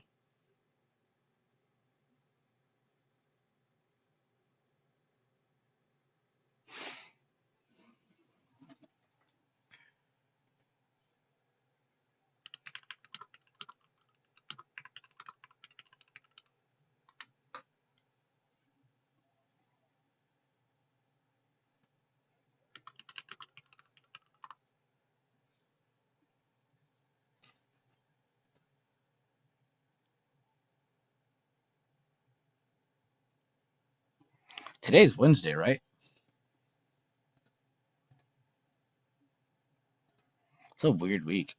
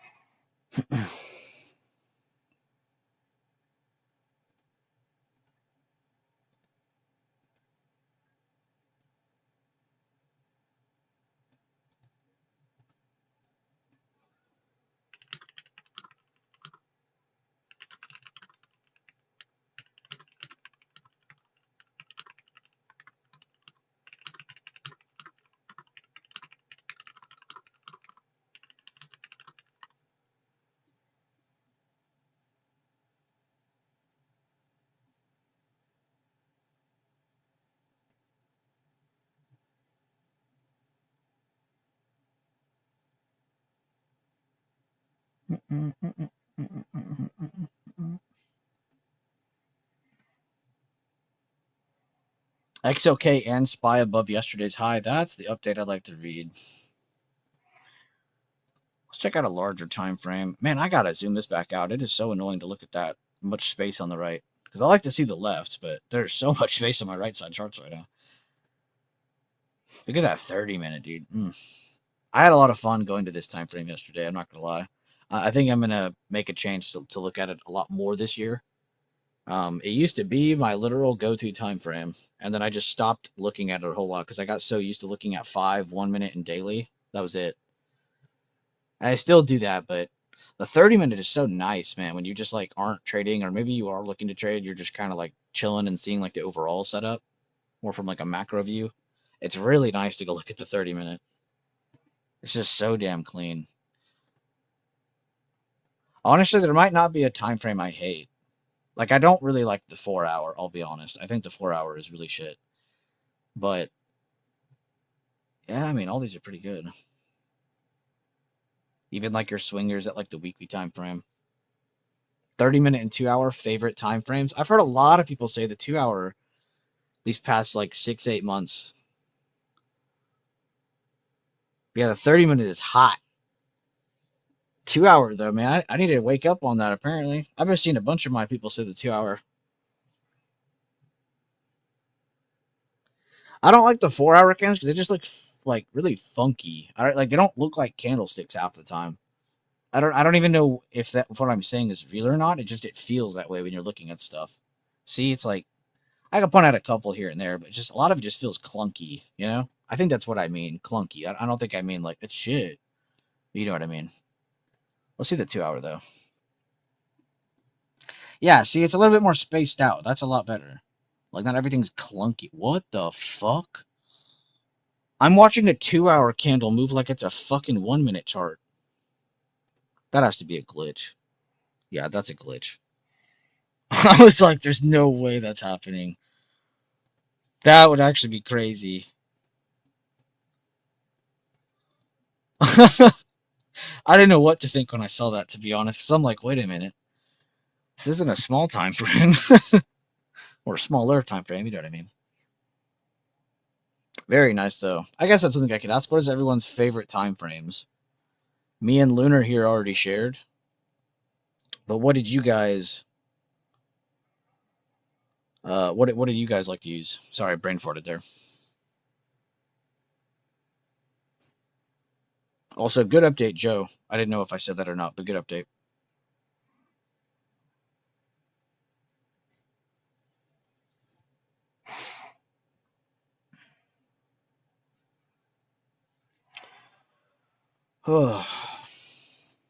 I'm glad we got that trade today because I was really disciplined yesterday and I was like, I'm not trading shit today.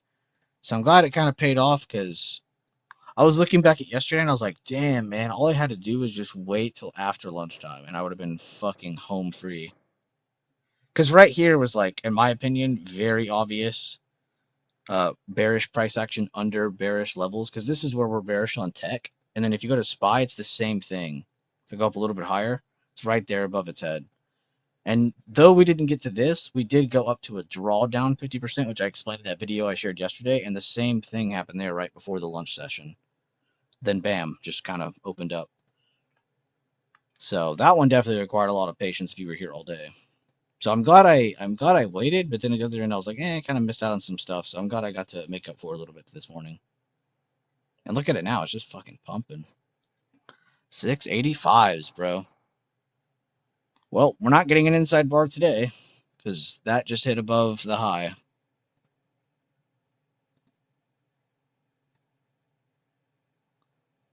So there we go. We got a pretty nice day. I told you guys, most of the time you get like an inside bar after like really large sessions like that, especially after an over $10 gap down. That has a followed up move with it as well. So I'm honestly kind of happy to see it get past at least the high of yesterday, even if it doesn't go up and fill the gap or anything, whatever. It's nice to see that presence of buyers there. The 1, the 15, the 30. Nice, nice. All those are great. I really like the 15 too. I don't switch to it enough. 30 with the 5-minute? Damn, okay. Everyone's liking the 30. I'm happy to see that because I truly believe the 30 minutes got to be like one of the greatest time frames. I think my favorite, if I gun to my head, would be the daily time frame because of just the amount of times I've looked at it for like swings and candlestick patterns. Because that's really where I learned a lot of my stuff is the daily. So that I would probably just by an inch put it past the 2 hour or 30-minute. You will look at the 4 hour, but you'll base your moves on the daily. God, I love reading that, especially with what I literally just finished saying. Usually, a couple of times the 4 hour has helped me exit a trend where the daily did. Oh, okay. That's smart, actually. I think that's that whole zoom down effect, too. You know, just going down just one time frame or 2 time frames, like whatever, you know. It's just nice to kind of like zoom in a little bit. It's like you're getting a magnifying glass. Very, very cool. I like that explanation. 15, 5, and 1 based. All right, cool. I don't really see any. I mean, it's not like there's a such thing as a bad answer. It's at the end of the day, we're all talking about personal preferences here. But I don't see any crazy answers. I didn't see anybody type the tick charts. I didn't see anybody type some weird time frame I've never seen before.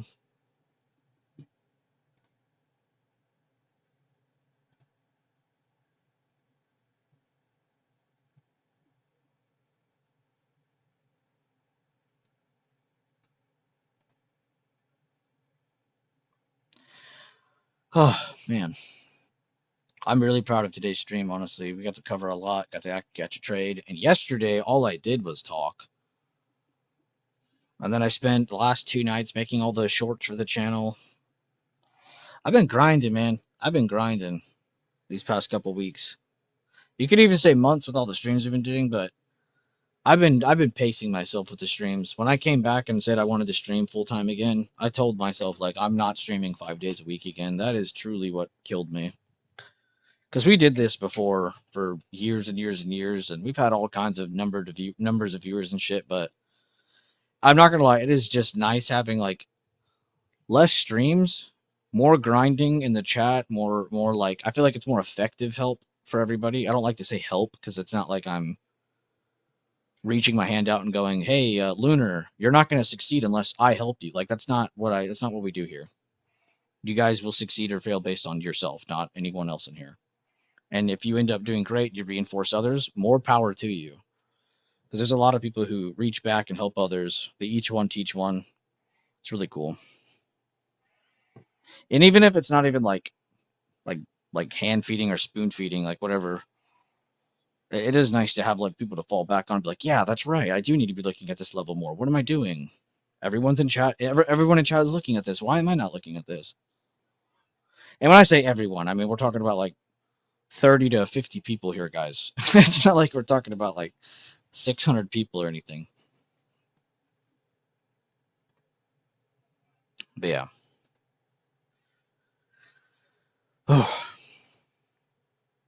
But what have you guys been up to? What have you guys been up to? You guys been doing good with the trading? You guys been doing okay? Have you been, and I don't mean, how have you been doing based on your green and red P&Ls? Like, no, I genuinely mean, like, how do you think you've been doing? Do you like the things you've been focused on? Do you like the path you're on? Are you starting to understand things more? Is there something you're struggling with? What are the improvements and what are the things we could improve on? I guess is what I'm asking. How has everyone been doing? Because we've been doing these streams, these long workshop sessions, the call outs, air quotes, the call outs, all that bullshit for a long time, very consistently now. So I do hope there are some of you who feel at least a little bit better. Hopefully your results are also showing that they're better.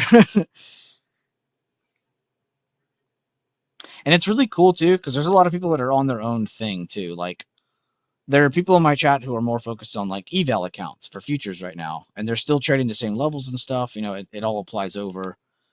But it's really cool to see like some people doing that. And then there's people who are more focused on their long-term accounts right now. You know, they're not really focused on options right now. They're more focused on, you know, let me buy a couple shares of this. Let me get that. Like right now, a lot of people in chat are looking at Netflix. So it's cool to see that.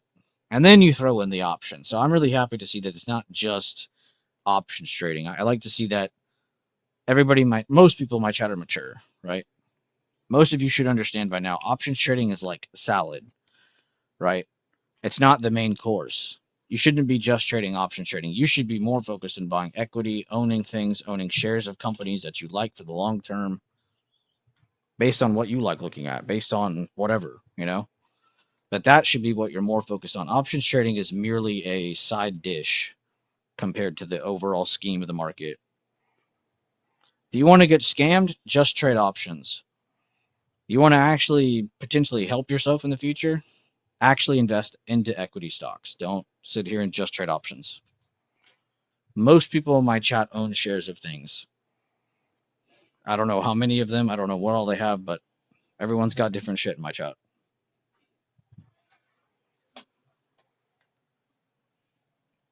Catching on more? I'm glad to hear that, SF. I hope those videos help you too, because I made those just on the whim, honestly, for Nardle. And then I was like, I don't know why. I could just send these to JC too. Like, this would totally help her too.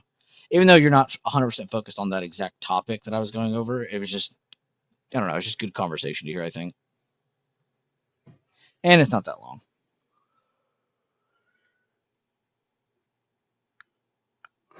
And yeah, I'm sorry, JC. I wanted to get you a swing, but I don't want to force it. And I don't really like a swing this week, to be honest with you.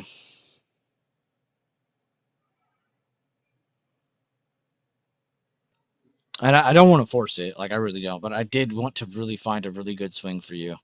Like the next swing, I wanted it to be 100% for you. But I also don't want to just go through setups every day and try to force something. Because look at what would have happened to me if I forced McDonald's.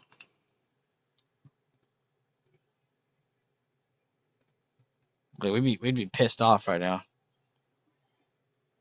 Instead, though, we did great.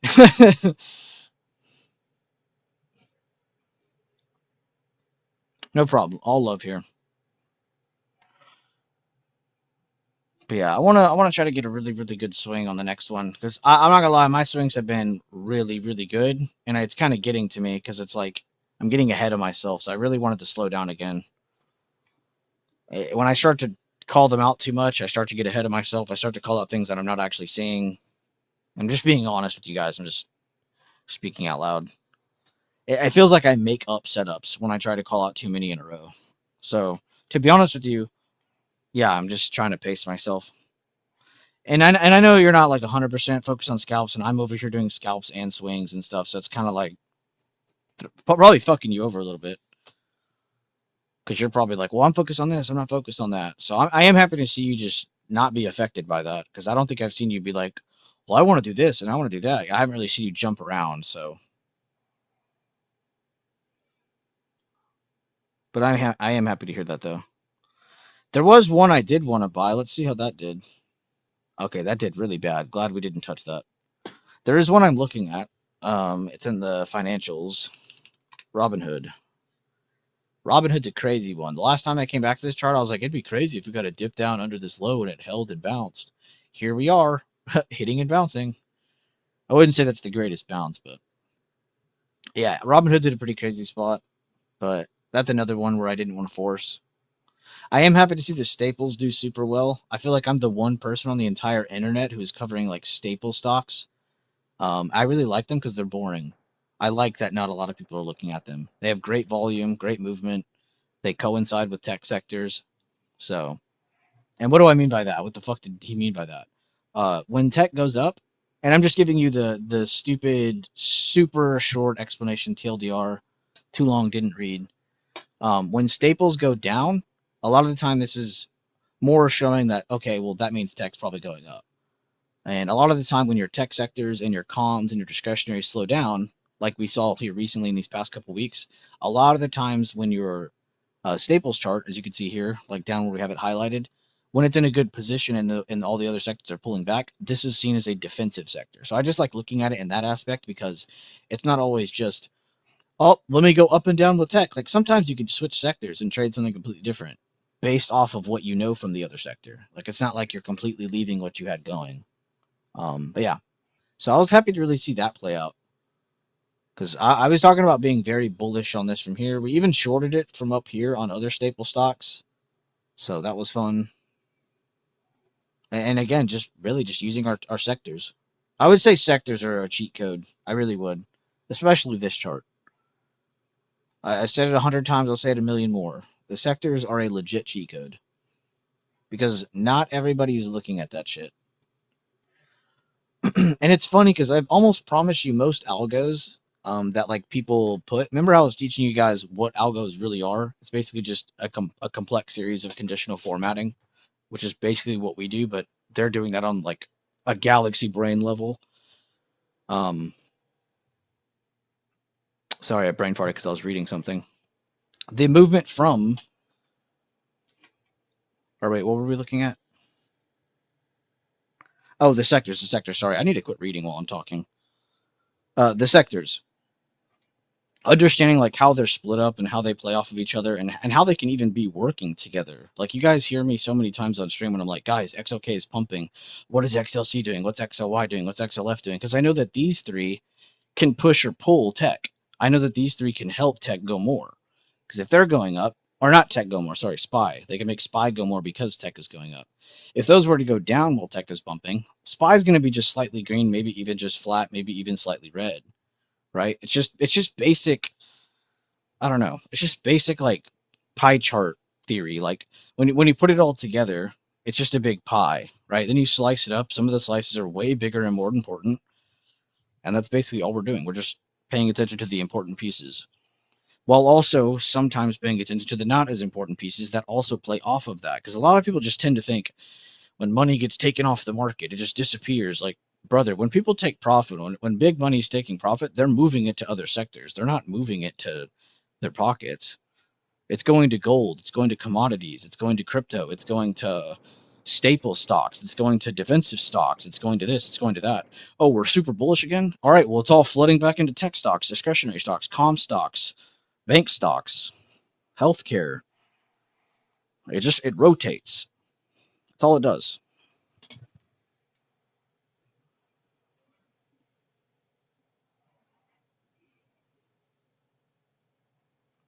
Nailed a strong swing though. Indescribable. Well rounded, knowing all. But yeah, so I don't know. Plus, it's cool because like on Thinkorswim, and you can Google this too. It's not like it's just on Thinkorswim, but like on Spy, I hit analyze. I can literally see how much of tech is Spy, right? Or how much of Spy is tech. Sorry, I said that backwards. It's over a third. And remember a couple weeks ago, it was almost 35%. And I was telling y'all that's like the highest I think I've seen it since I've started trading. Like 35, 36% of SPY is crazy. It's back down now, but it's still it's still a third. It's still a third of SPY. Then you add in your financials, we're at 44, 54, 64, 75.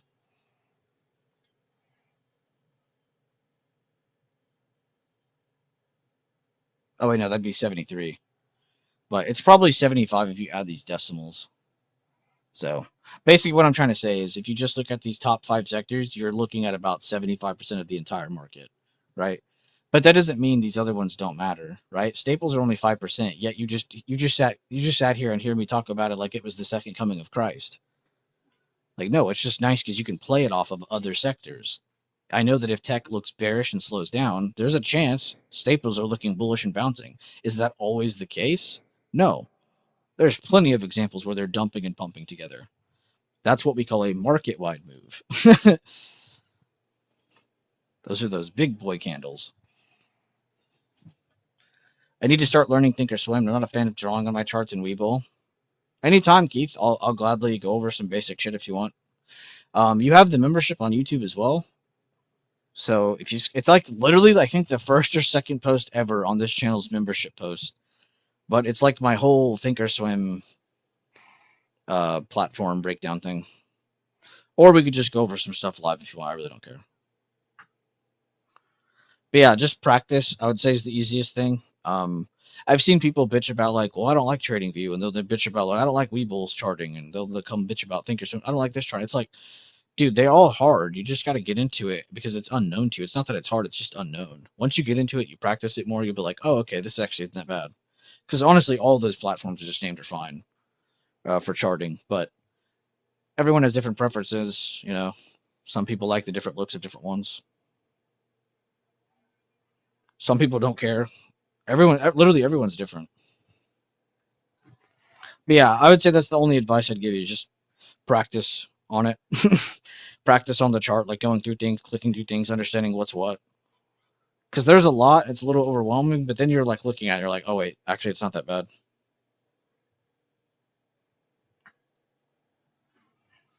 But when I go to this tab, I like to make that clear. This isn't just on Thinkorswim. This is just public information. But I just like that it's easily accessible on Thinkorswim. Like it's not like I'm the only person that has that, you know, it's or Thinkorswim is. But yeah. I keep saying but yeah.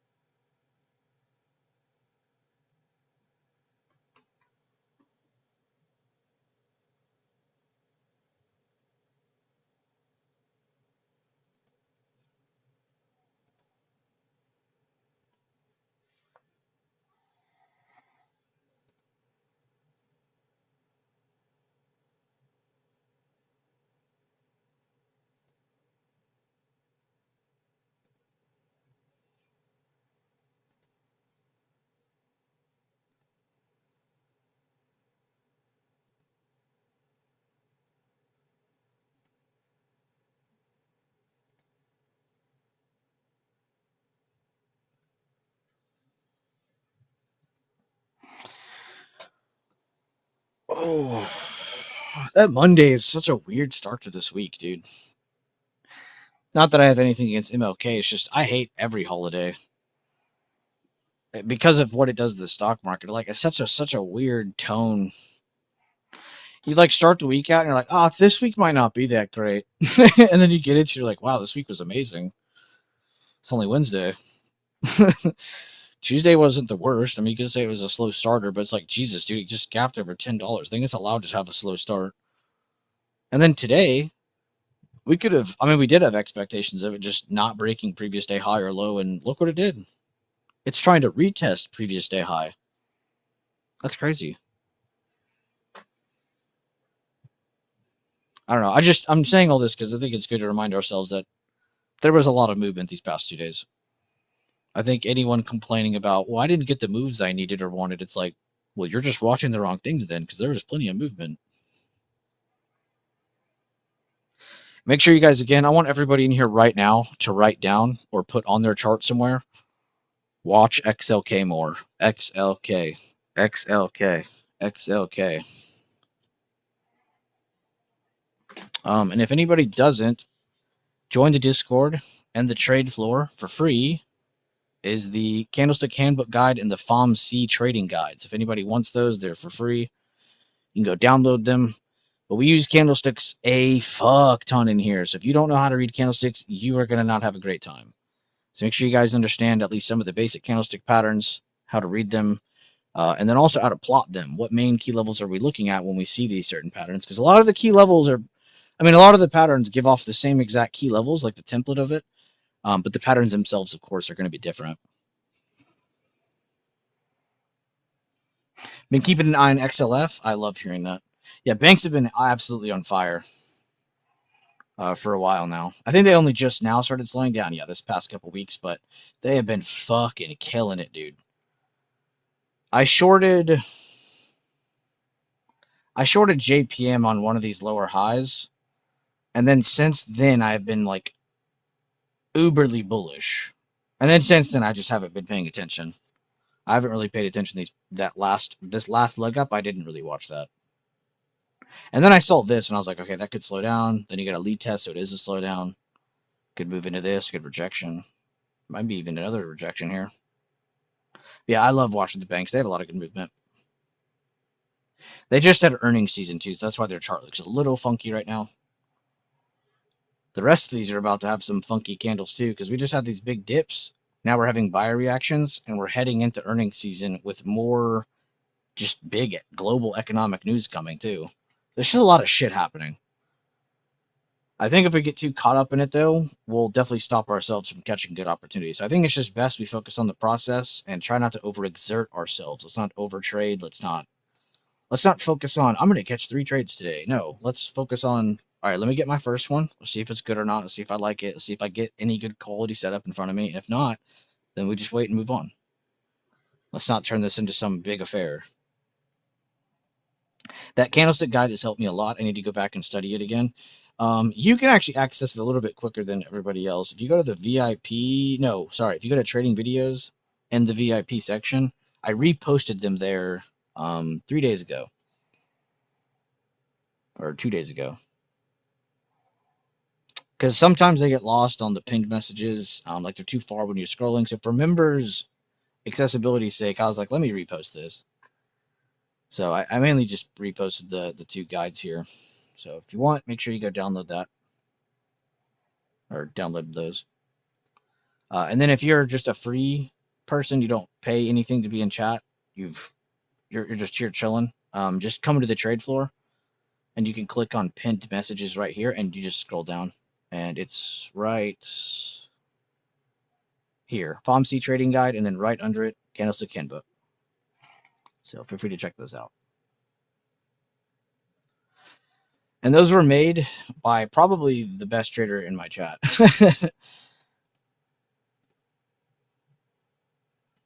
I don't like to brag too much about myself, but I love bragging about my people.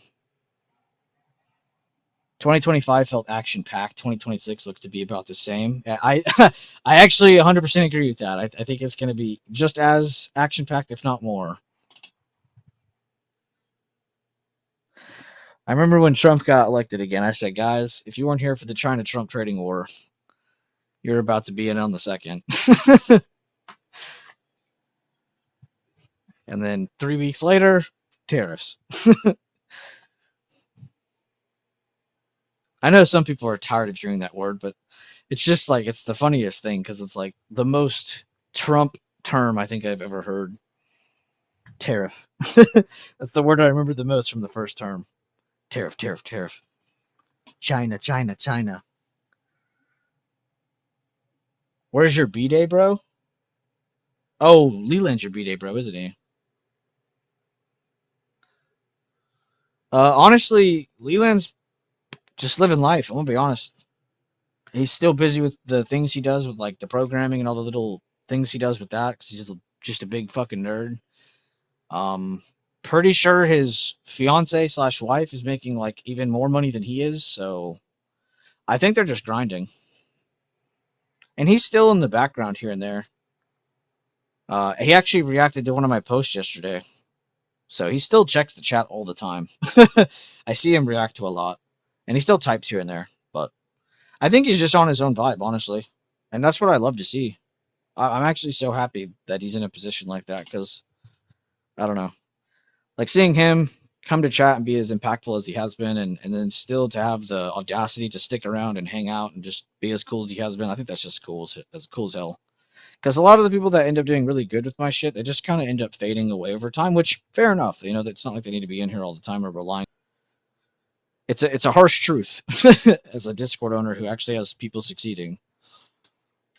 I don't get to see these guys as much because they're doing their own thing, living their life.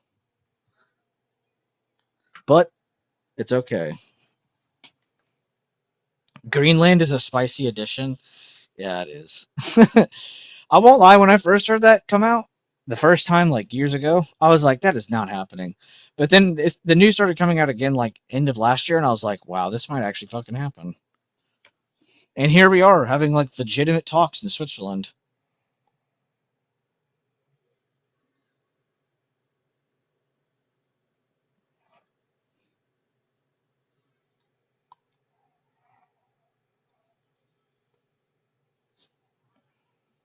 I won't lie though, and I've been saying this for a long time because I'm not really political in terms of like left or right. I don't. I think it's a joke to think either side is good. Is my just TLDR opinion. But regardless of my opinion, because again, it doesn't really matter. I've always wanted the United States to go south. I've always wanted us to do something with Mexico and South America, and we started doing it finally, and I'm so happy about that. It amazes me how we'll go start wars across the big seas and across the oceans, but we won't go down south where a lot of oil already is. Like it actually amazes me. Like American logic, oil, okay? Go south then. Why are we taking so much time and energy to go across seas to countries that don't give a shit? It actually is crazy to me. Should we protect our EU friends still? Yeah, hell yeah. I believe in that 100%. I don't think we should be ditching anybody. Cuz, you know, as soon as we leave, that's going to start other shit. But yeah, that's just what I believe in. I've always wanted the United States to work on going south. It amazes me how our neighbors are like so trashy and we don't take care of it. Not hating on Mexico. There's plenty of. I'm not even hating on the citizens of Mexico. I'm genuinely hating on like just everything else. But then we started doing it, so now it's like shit. This is nice. You'll probably start to see consumer prices get better. I mean, at first it's going to be worse though. I don't think people realize that. Us starting all this shit, or not really starting all this shit, but just getting into all this shit is definitely not great for consumer pricing. It's definitely not going to be easy for inflation to just keep going down and for interest rates to keep going down if we're going to keep jumping into things like this. But we'll see. Definitely not hating on a president for trying to be at least somewhat productive, despite some of the other shit going on.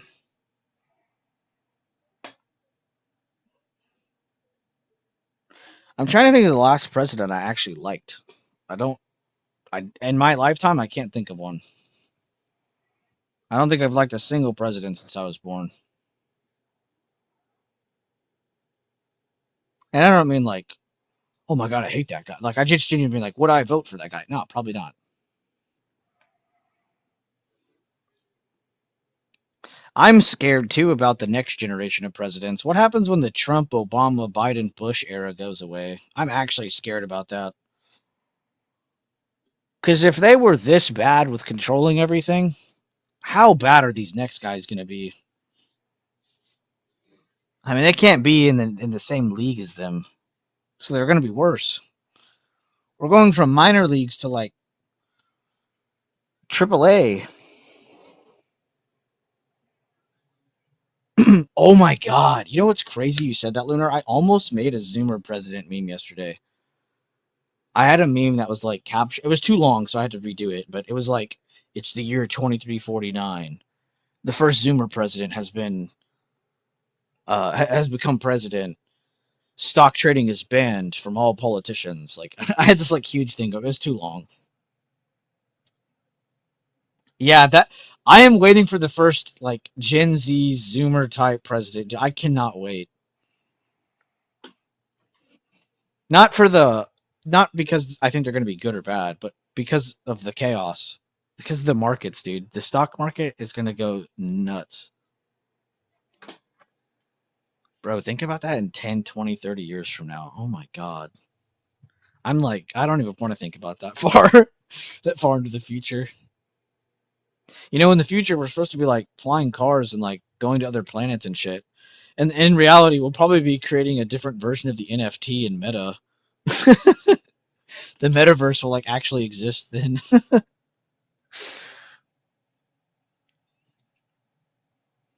They're not going to ban Congress.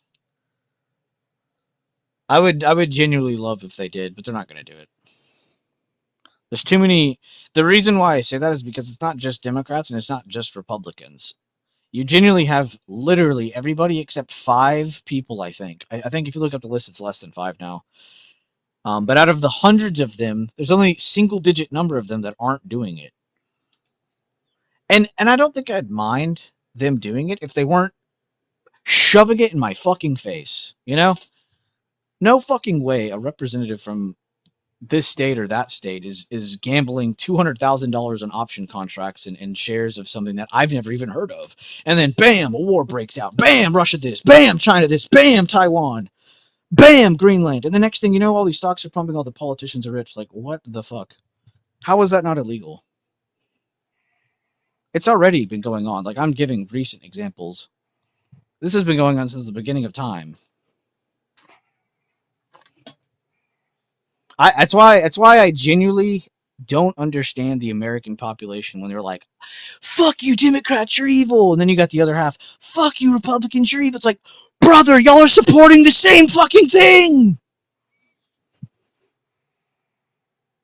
Red or blue, they don't give a fuck. They're all laughing at us.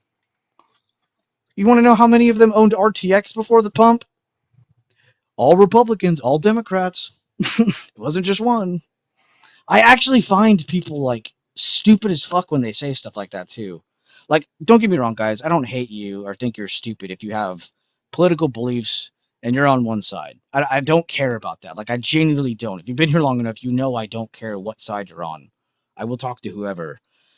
But if you think your opinions matter more than other people's because they don't support what you support, you are part of the problem. I'm sorry to tell you that. You are the stem root of these problems.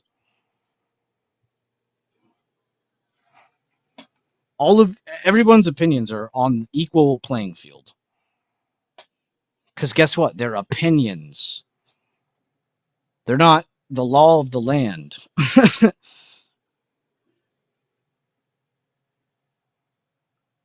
Exactly. Money is the god of the political system. It doesn't pick a side. There are no sides. There's one side. There's an institutional level of things, and there's a retail level of things. That is it. And then there's these scummy politicians who just get away with everything. And that's why I actually get so pissed when I see people get so political in my groups and shit, and I always delete their messages. I always tell them, hey, quit. We're not doing this. Because you guys need to know. You guys need to hear this. Like, as someone who trades stocks, you don't need to be politically biased. That will fuck you. Everybody who tried buying the dip in the beginning of Biden, yeah, at first they were doing great. Then they weren't. Everyone who was hating on Trump saying, oh, he's going to crash the market. We've been making new all-time highs for fucking years, guys. It didn't matter what president. So having these beliefs is only just going to make you more biased and locked in on the wrong tunnel. You're going to get tunnel vision, and you're going to walk into a wall. Where'd all my money go? 1 second I was hating on this president, the next time broke. What the hell? So just take that shit out of there.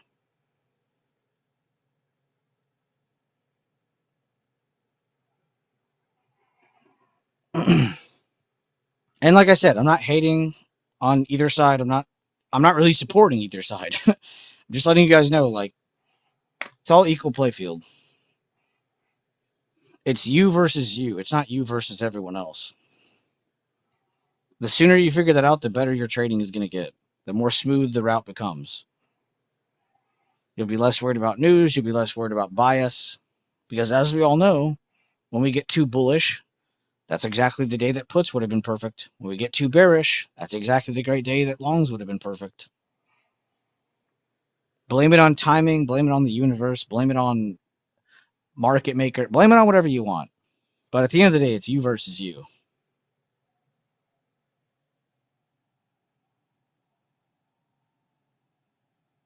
Too much news makes you super bearish, exactly. And that's the whole point of news.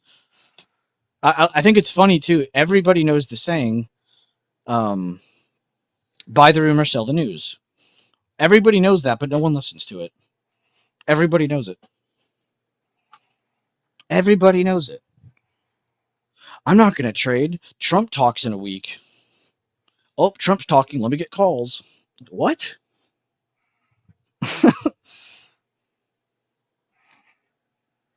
Should have been buying calls up to that point, brother.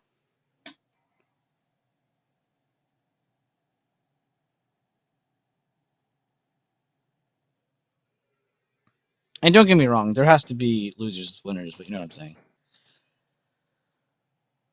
I just expect the politicians to say things to move the market. Yep. They're more catalysts than they are politicians. To be fair, there was an incredible amount of divergence after April 7th. Anyone that stayed scared down there deserves to... No, you're 100% right. You were 100% right. Even back after that, too. Actually, that might be around the same date. Basically, what I did to keep my chat bullish is I drew from...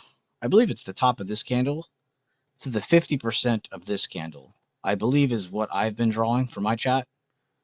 And it helped us. At first, we didn't catch anything because we were still trying to determine what the fuck, you know?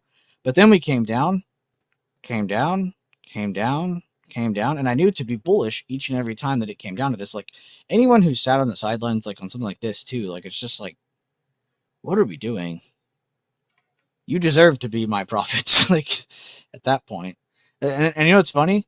Each of these large red days were like a Trump day or like a Jerome Powell day or something. Like, it was always something that was just really stupid and everybody was too honed in on. And then the dips get bought. So all that bearishness and shit just dissipated instantly. It was literally all just fear. Oh my god, we've been up too much, too many days in a row, and there's bad news on the prowl. Bad news? Who said it was bad news? You did, because you're scared of it, because the word on the screen said Trump? It's crazy. I remember when, like, I don't like any president, like I said, but I remember people were hating on Biden a lot, too. It's like, you could tell this man was, like, falling asleep while giving speeches. Like, guys, he's not running the country. Like, I don't even, can anyone in here even remember a Biden speech? I don't. I remember the first term for Trump, we couldn't get him to shut up. And then we went to a guy we couldn't even get to show up. And now we're back to the guy that doesn't shut up. It's like, what the fuck? So we went from a catalyst president to a non-catalyst president to a catalyst president. It's just all up and down. If you really want to break it down, that's how I see it. It's not left versus right. It's like catalyst versus non-catalyst president. Which one's bringing the volatility? Which one's bringing the heat, you know? It has nothing to do with the policies they support. Well, it probably does a little, but you know what I mean. Because Democrats historically have zero global policy. while Republicans own everything and don't do anything. Like, these are stereotypes, of course, but they're realistic. It's kind of crazy. Do your homework and you'll see. Both sides are just lazy as shit. Too busy opening up the Robinhood accounts and buying shares of companies you and me don't even know exist yet. Buying companies that are part of wars we don't know have happened yet. I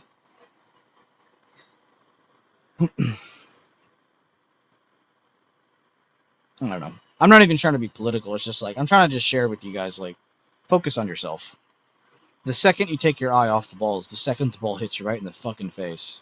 Smack dab right in your eyeball. You focus on news, you focus on being biased, you focus on your beliefs and shit. You get too caught up with things, and you're gonna lose sight of what you were supposed to be looking at for trading. Talk about trading.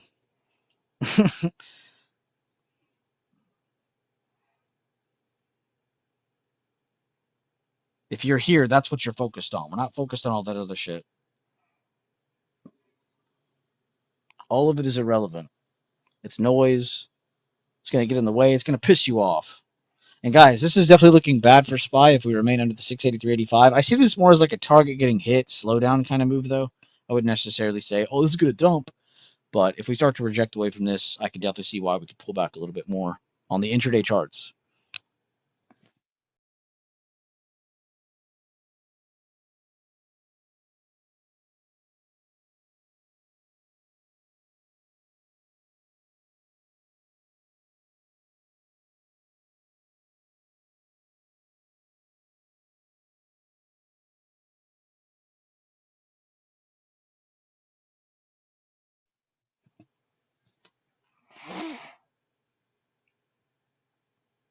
What state is everyone from? I guess I could ask that. That's not too revealing, right? What state is everyone from in here? As most of you know, I'm in Texas. Damn, does that Netflix monthly chart look good as hell? I'm on my phone.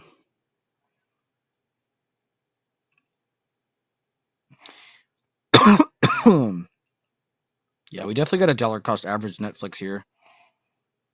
I think buying everything all at once right here would be stupid, but I think not getting anything would be stupid as well. So I think dollar cost averaging Netflix here is a great idea. Buying bits and pieces every now and then. One share every 3 weeks, one share every 2 weeks. Like, even that would be something. Not a bad looking chart, though. I like that Netflix. Also, I watch so much Netflix, so I'm generally just so biased when it comes to Netflix. After we just got done talking about don't be biased. Bitcoin chart looks crazy on the monthly. DDD's back in the 250s. Dope. Dope man, dope man, dope man. Cleveland Cliffs in the 14 again? Brother, where have I been? I've been sleeping under a rock. You're telling me my favorite metal company's been pumping and I didn't even know? If you guys remember why Cleveland Cliffs is my favorite metals company, you are based. Because it has nothing to do with the company and has everything to do with how dope the CEO is. He told the analysts to go fuck themselves, basically, on live TV. That shit was so cool. He instantly became my favorite CEO in the entire S&P. If Cleveland Cliffs is even in the S&P. It has to be. And yeah, we are pulling back a little bit more. Japan doing you some favors there.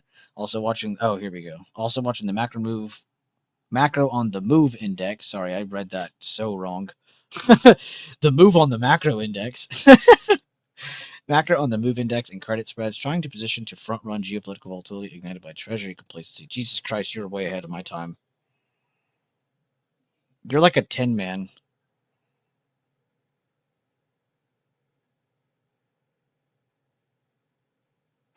Speaking of Japan, they got a couple markets exploding in Japan right now. The trading card market is still just flying over there. What is the move index? MOVE. Is that like a volatility index?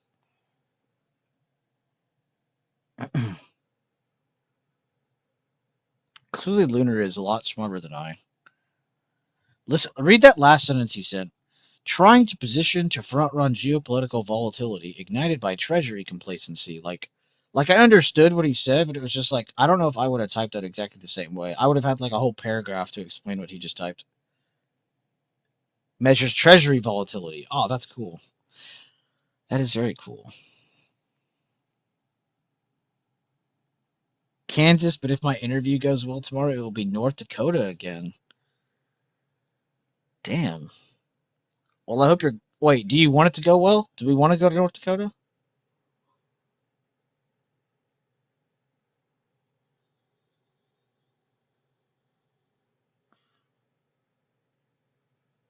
Yes? Okay. Damn, well, I hope you get it then, Keith.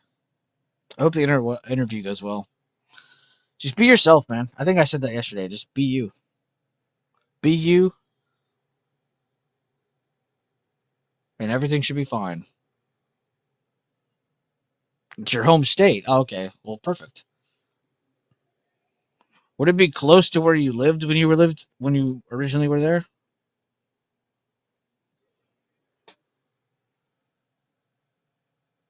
Home, home on the range.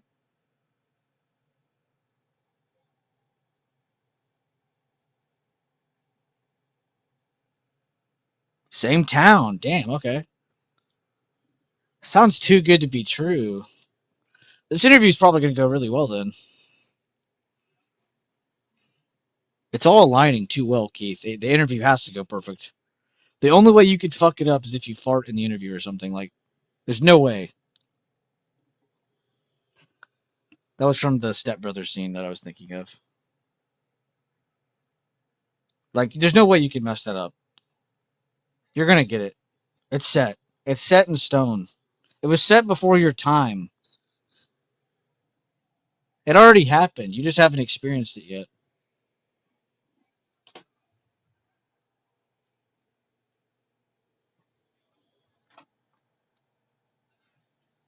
No problem. And make sure if you guys need a mortgage broker, you reach out to Letterbuck. That wasn't trolling you, dude. That was dead ass serious. I think he said he can do business in 47 of the 50 states or 46 of them. So, yeah. If you guys are somewhat dealing with something like that, go ahead and reach out to Homeboy. Letterbuck. Damn, that was a big wick.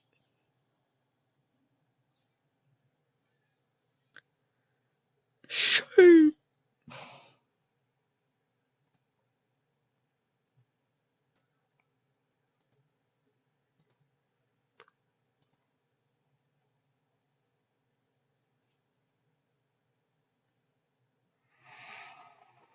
I guess I should go see when my next short goes live today, since I suck at remembering when I schedule these videos at. I didn't know that different days had better times for the uploads either, so I was looking at that, and literally every day is different. Also, it was the first time in I think my entire channel's history I've looked at my own analytics. I'd never look at this shit. I'm one of those guys that just like to start streaming and go. I don't want to look at this shit. But we've gotten over 12,000 views in the last 36 hours. That is fucking nuts. Absolutely nuts. I know to other people, they're probably like, well, that's nothing. Bro, that's crazy to my channel. That's actually crazy. So crazy that I just keep saying crazy. I don't actually know what to say.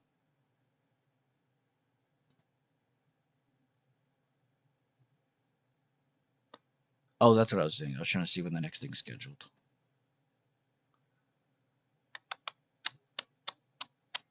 All right, today's comes out at 2 p.m. And some of you have definitely seen this meme because it's from the Instagram page. Some of these are new, some of these are downloaded from when we made them from before. So I guess they're all technically original, but you know what I mean. I'm really proud of some of these late ones. I kind of want to show one on stream because one of them's like really fucking good. Yeah, like this. I don't want to show this one, but one of them's like POV. You're not BlackRock, and it's just like I don't know. It's just too funny. I did the dude pumping stock gets exposed. I actually had to put a video over a video on that one. It was more than just text. I know, insane editing skills. What else? What else? Oh, this one's pretty funny. Portfolio is up 0.6%, and I'm celebrating. And it's the John Hamm meme. There's a couple good ones in here, though. I really hope y'all go check these out. I'm not just making these to make them, like, they're actually kind of fun to make.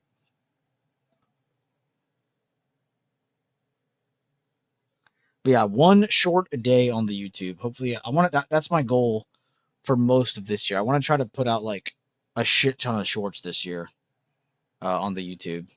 They don't really do good for like new subscribers. They don't really do good for like a lot, really. But they bring a lot of like extra views to the channel, which I think can bring other exposure to the channel. So I really don't know. John Hamm is in Landman. I think that's where the meme is from, actually.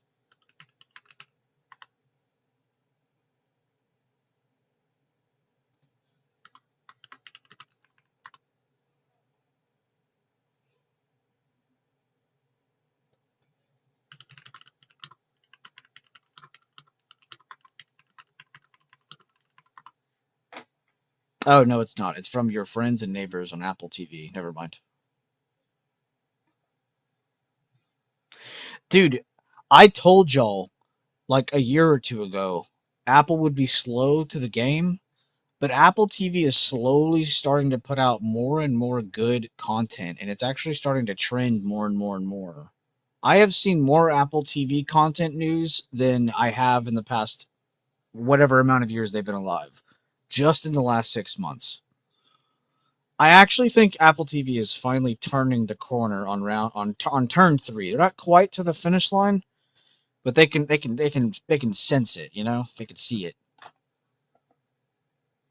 Apple TV is getting up there, man. I hate to say it too, because I actually was like one of those people that kind of wanted to see it fail, because it was like, they failed on the car, so it was like, all right, that'd be funny if they failed on this too.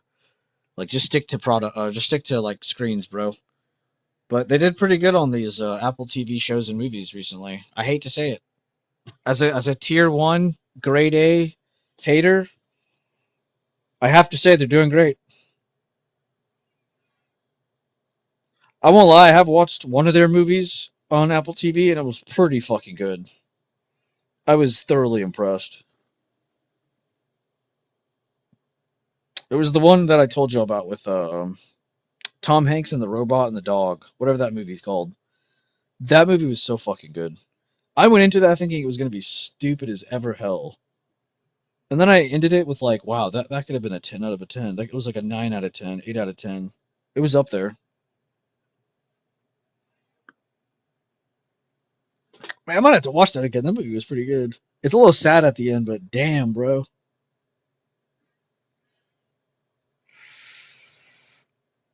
I feel like Tom Hanks kind of fell off too. And then when that movie came out, I was like, okay, never mind. He still got it. My bad, bro. I didn't mean to doubt you.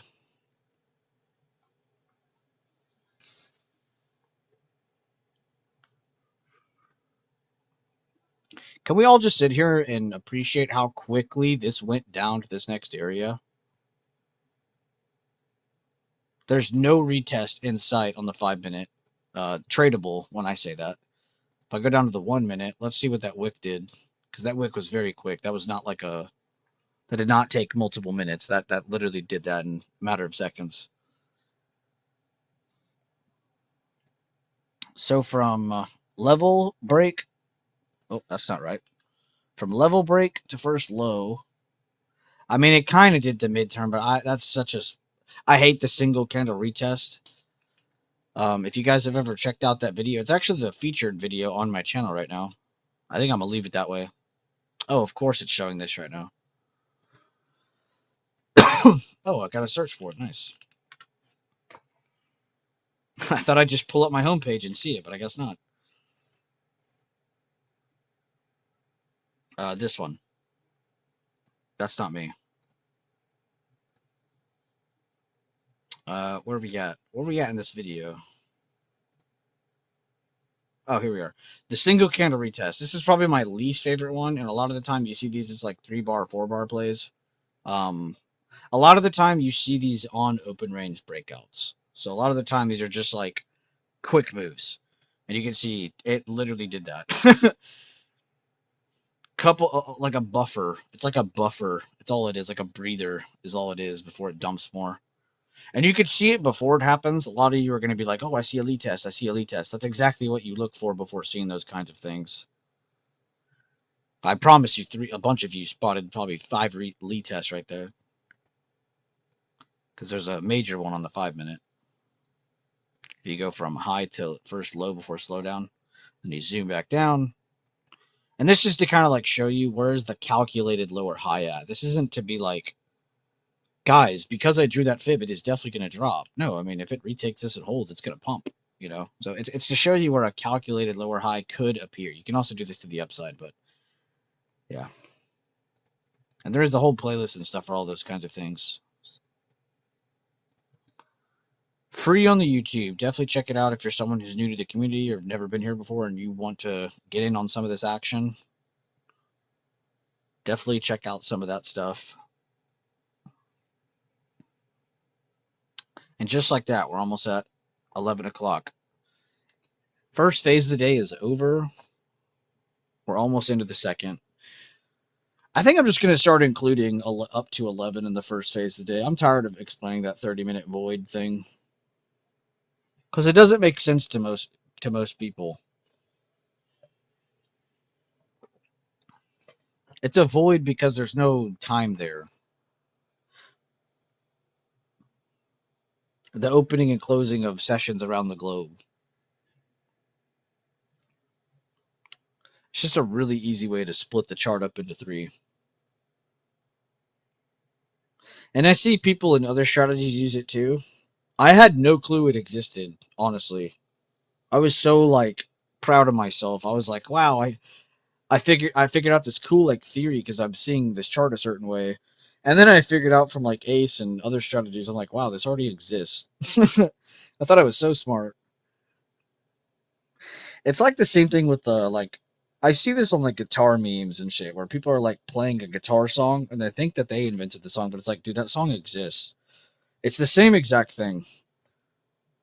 It's like, yeah, you did come up with it on your own, but at the same time, it already exists. That like that theory of the phases of the day. I did not invent that. I've stated that from the beginning. But I've always thought it's a very cool, impactful way of looking at the chart. It's like a macro kind of thing for each day. Day by day by day, you can track it that way.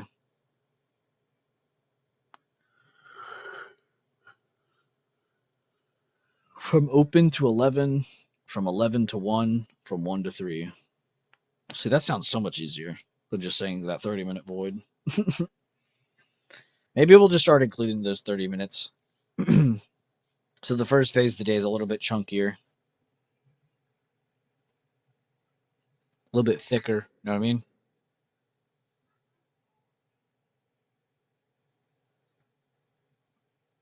What's that tech chart doing though? I just said like 8 words at once. Holy. And look, don't close your eyes. I was about to say close your eyes. See the lead test there? See the dump? Focus on recent context. And then let's go back to SPY. Right? Ready? Bam. Lead test. Dump. Anyone not watching XOK in my community, you are trolling.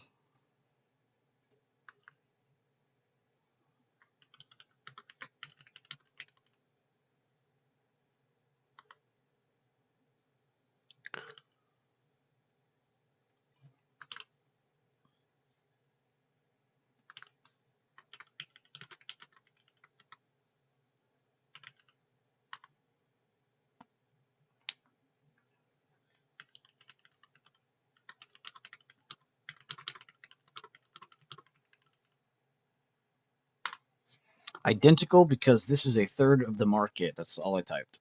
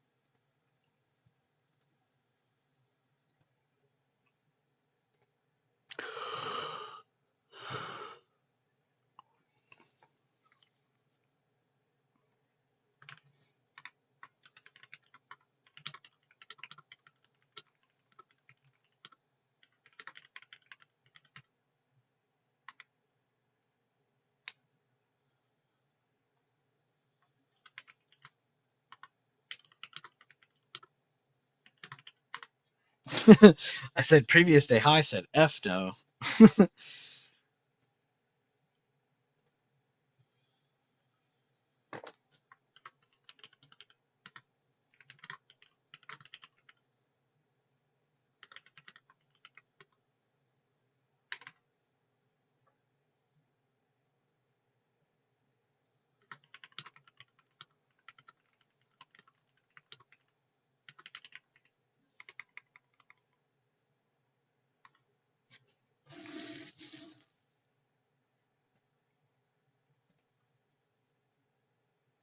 Man, that was kind of crazy. Orange and glad we longed and got the F out.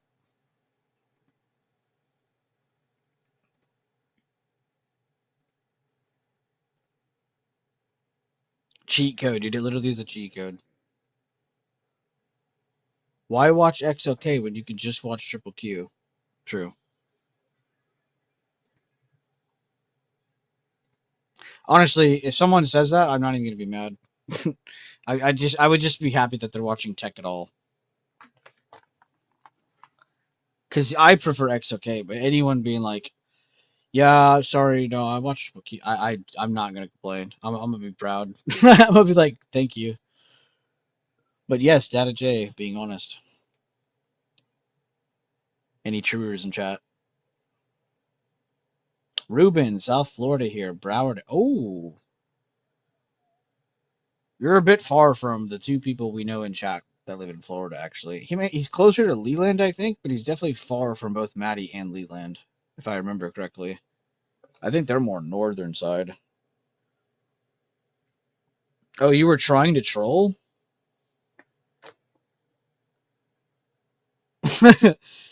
Did that work though? Is that how I should act to Ace every time? I should just do that. Include his points, not shit on him.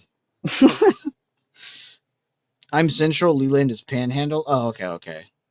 Oh, Aloha's there too. Yeah, never mind. We knew 3 people there. Leland, Matty Clams, Aloha. Wait, why are y'all just now answering about where y'all live? I asked that like forever ago.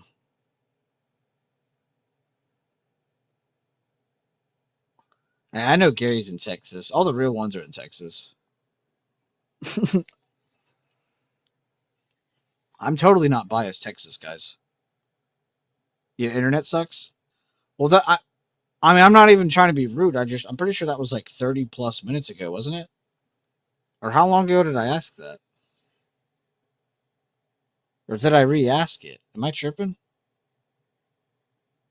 You've been busy at work and I know you knew. I was also thrown off by Ruben's message. I was like, wait, when did I ask that? Well, fair enough. I guess y'all are pretty busy. You're not just sitting here watching boring old me. I mean, I don't even play music on the stream anymore. I would play music, man, but dear God, that non-copyright shit is to die for, and not in a good way.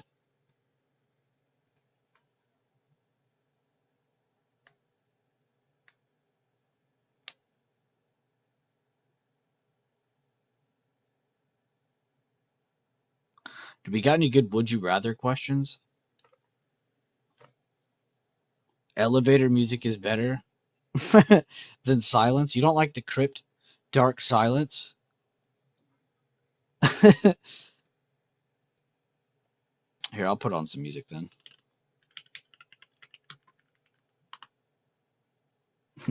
The elevator music is generally better than the non-copyright music. I would literally rather stick myself in an elevator for 12 hours straight than hear this music. I've even had times where I just load up Discord and YouTube at the same time. I don't like to do it as much anymore because I feel like it kind of stresses my internet out. So I definitely feel it in my chart when I'm doing it. But some people would literally just load up Discord because they would rather be in a silent Discord call with me watching my chart than with the music we had for non-copyright.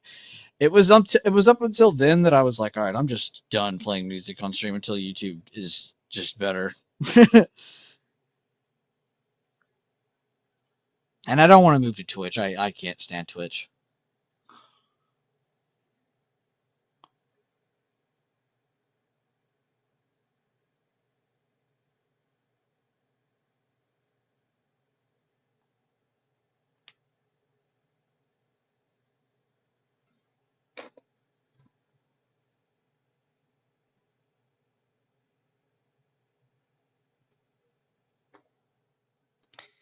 And then you get playlists like this. It says non-copyright vlog music. And it says Neo, Akon, James Arthur. It's like, I feel like this shit's going to be copywritten. Some of this shit's a trap. Just named 3 insanely huge artists. Yeah, I totally trust that.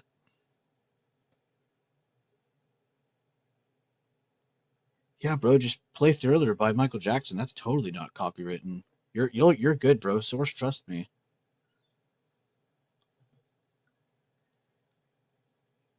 Let's see this one.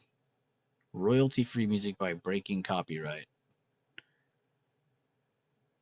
Wait, what did the bio of that say?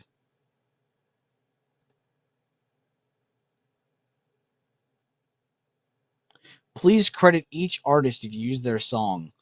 Wait, you're telling me if I played this playlist of 208 videos, you're expecting me to credit 208 different artists slash bands slash groups? You see what I'm talking about? These are the loopholes they want you to jump through to play music on your stream. Like, are you actually joking me? And it's not like I'm running ads, so it's even more cringe.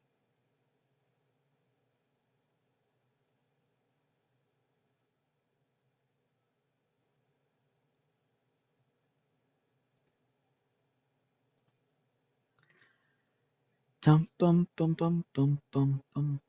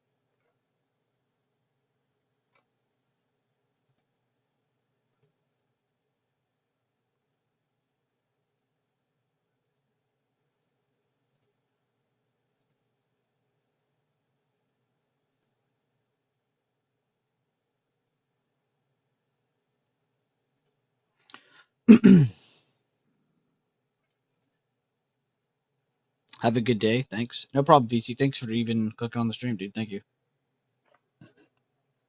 Hopefully, it was entertaining enough when I was actually talking. We are simmering down a little bit more now, not just on the market, but on the stream.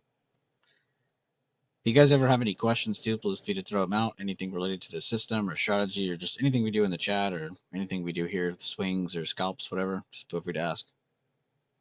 Or if you just want a link to something and you don't know where the F to look, that is also cool to ask.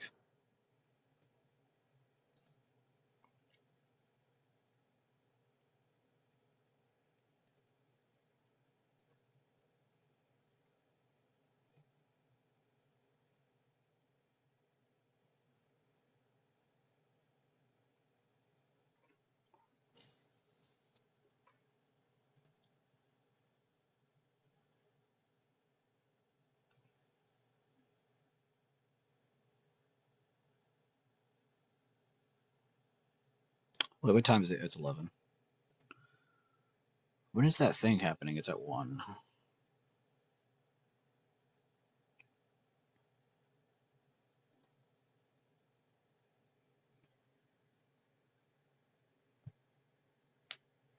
want to look through some daily time frames before I go.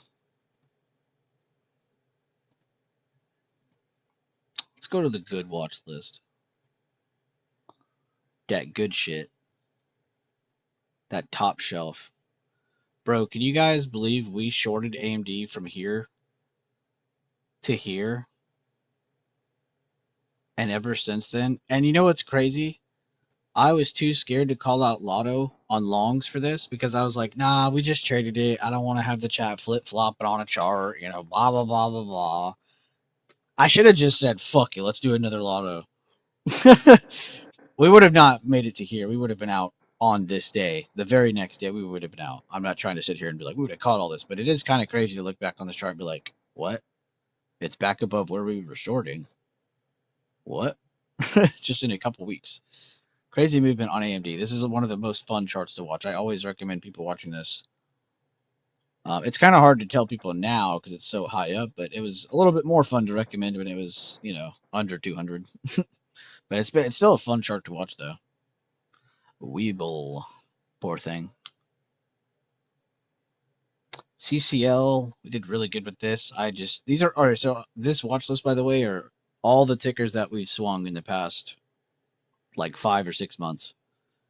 Plus a couple that we didn't, like John Deere, Energy Transfer, GLD is from Kevo, and I think actually that's it. But yeah, but the rest are. So that's why I keep this list. It's just kind of fun to look at the ones we've traded before because we have like relatable context because we've actually touched the chart. Kind of cool to reflect on. Gold still going up, not really a surprise there. Oh, you were eating like 15 minutes ago. Oh, okay, fair enough. I was genuinely like, why is everybody answering me so late? That's funny. That's funny. If you guys are accidentally late on the stream and it's like you're not up to the like exact time, you can just go to the bottom of the stream, I think, somewhere and click live. If the dot is red, you're live. If the dot is not red, you are not live. Ooh, Lamb Weston, guys. Another boring ticker swing. These are my favorite. Ah, man, I think it'd be stupid to pass this up. I hate that I clicked on this. All right, we'll come back to it. We'll come back to it. And then we even have notes, too, I think, from last week to review. Oh, fuck. I don't remember what weeks these are from. Okay, maybe we don't have notes to review. I should have titled the date on that. Netflix tapping the bottom of that entire zone that I drew out for everybody. I believe it's the monthly? No, it's the weekly. No, I lied. It's the weekly liquidity grabs.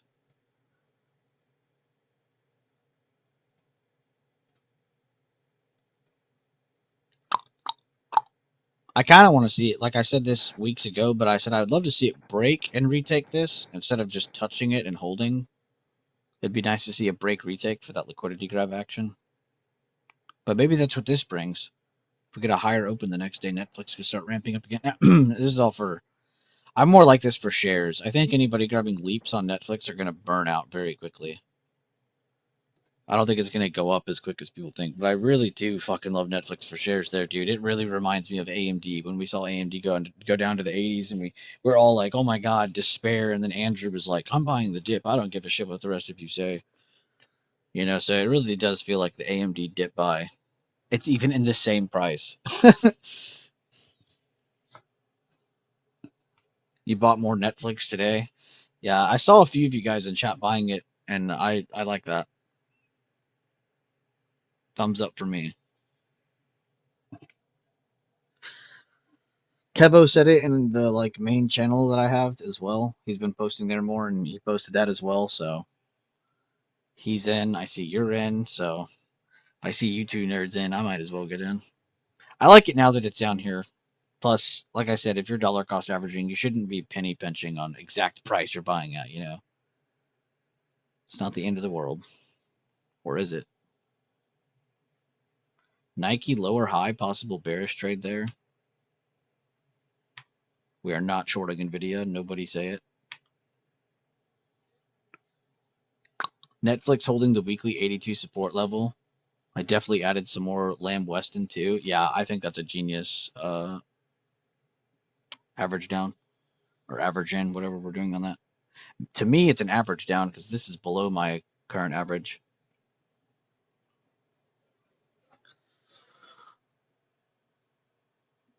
Mine was 51 something. Now it's like 48 because I bought more. But I really want to see if this chain is good enough. I don't think it's gonna be. Yeah, those fucking that bid ask is too far. Those are spread wider than Paris Hilton's legs. That spread is wide. Yeah, 245 to 310. We're good. We're gonna ignore that chain. That is crazy. That's like an instant reminder. Oh, I'm just not gonna trade that then for options. But I do like this for shares. That's why I keep buying it. I like Weeble still too. I just think it's not a great time to own it. It's a painful time. I like that Nike potential short. I don't know if I like. Actually, no, that would be perfect. No, because that's a consumer discretionary, isn't it? Yep, fuck me. If that was a staple, I was going to say that's too good to be true. I don't know why I was thinking Nike was a staple all of a sudden, though. That's just crazy talk. I'm just extending this zone because it's bothering me. There we go. The reason I said that's because staples are against resistance after a massive pump. So it would be kind of interesting to see, are there any short-term setups for sellers on staple stocks? Because you're going to probably see some TPing on that. Of course, if tech starts dumping again, that would change the thing. Staples might go up a little bit more then. Thank F we are out of the XYZ trade, but it did fill the gap as intended. We just had to hold through a bunch of junk. See, this is probably like the hardest trade I think we held through in the last 5 to 6 months. This was the craziest one by far. When we had this happen, I was like, I don't even care how much I'm up. I'm just happy to be out. It's like the energy we put into that trade was crazy. TTD, I'm not really shocked it fell more, but it's just like, damn, 34? Are we really in the 34s TTD? Are we going to be the next Beyond?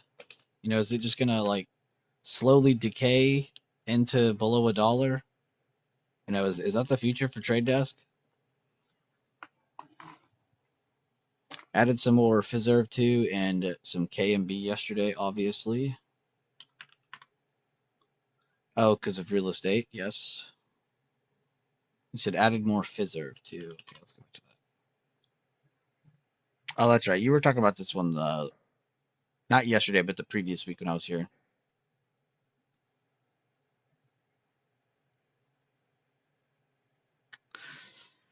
Yeah, I mean, I can't argue with you, Maddie. You're kind of on a roll. Just stick to doing whatever you've been doing. I do like your Fiserv though, and the Kimberly Clark. Those are really good. Look at that bank stock. That looks so ugly, dude. It's like a big ass fucking Head and Shoulders. Ugh. What does that XLF look like on the daily? Ugh. Yuck. Ugh. Dude, I didn't even realize Rocket Lab almost hit 100.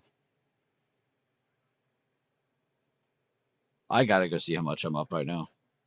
Even though I'm in the 80. Actually, no, I don't care now because it's at 84. I would have loved to have seen how much percentage I was up at 99.58. I'm not gonna lie, this is one of those positions I don't even screenshot and send in chat anymore because it's just like, it's literally just gonna piss other people off. This was like probably my craziest play, personally.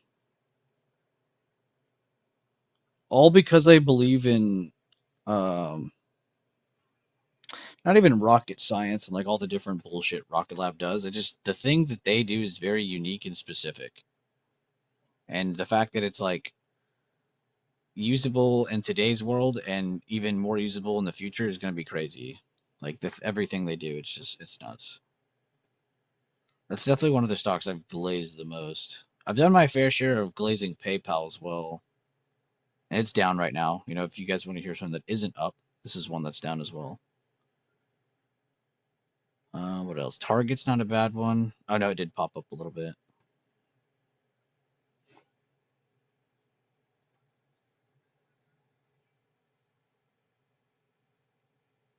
Did you see that Rocket Lab supplier I DM'd you? Did I? Let's see. Did I see it? I don't have a new message for me, but I do see this. I probably clicked on your thing and didn't register, honestly. Let's see what you sent.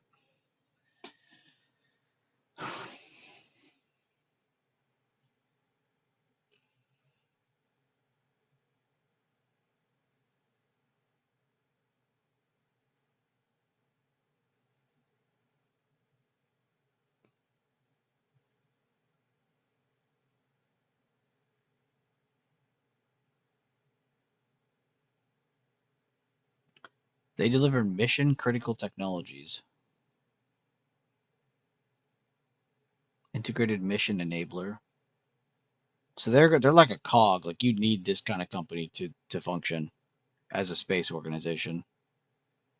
As a company that travels to space.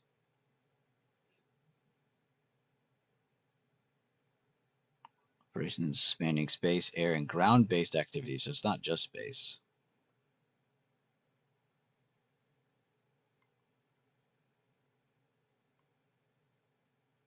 Here it is. Connection to Rocket Lab. Share synergies as pure play. Space companies focus on infrastructure and missions, often compared to investor analysis for the rules of the new space economy. Both are seen as foundational to the off-Earth economy. Dude, I have been glazing Rocket Lab so justifiably so for so long. When I read something like that, I'm so happy because you have no clue how much horrible articles came out on Rocket Lab at the beginning, bro. They made it seem like you were getting scammed owning this company. That's why, like, I can't trust news and shit. Like, I can't. You gotta, whatever you see with your own eyes is what you believe. So, whatever you put in front of you, you're gonna believe. Put a bunch of bullshit news in front of you, you're gonna believe a bunch of bullshit news.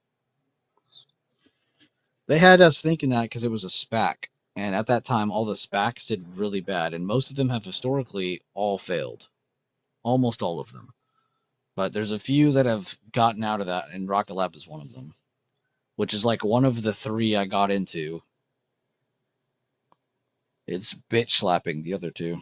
I don't even have the other one, but the other one was the quantum computing stock by Google. I got that with Jason, I think. That was when Jason was still in the chat. Damn, that was when Jason was still in the chat, bro. That was the SPAC era, dude. That is so long ago now.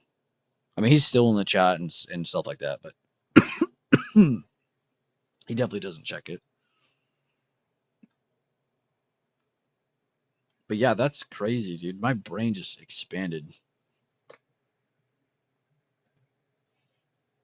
Look at UPS, man. UPS is so beautiful. Such a sexy breakout, man.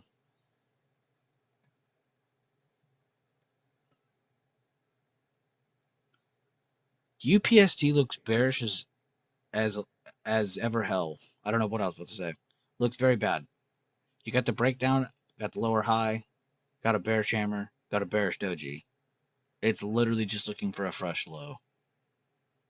That is a creepy. Also, this is very connected to the interest rate. So this one's interesting.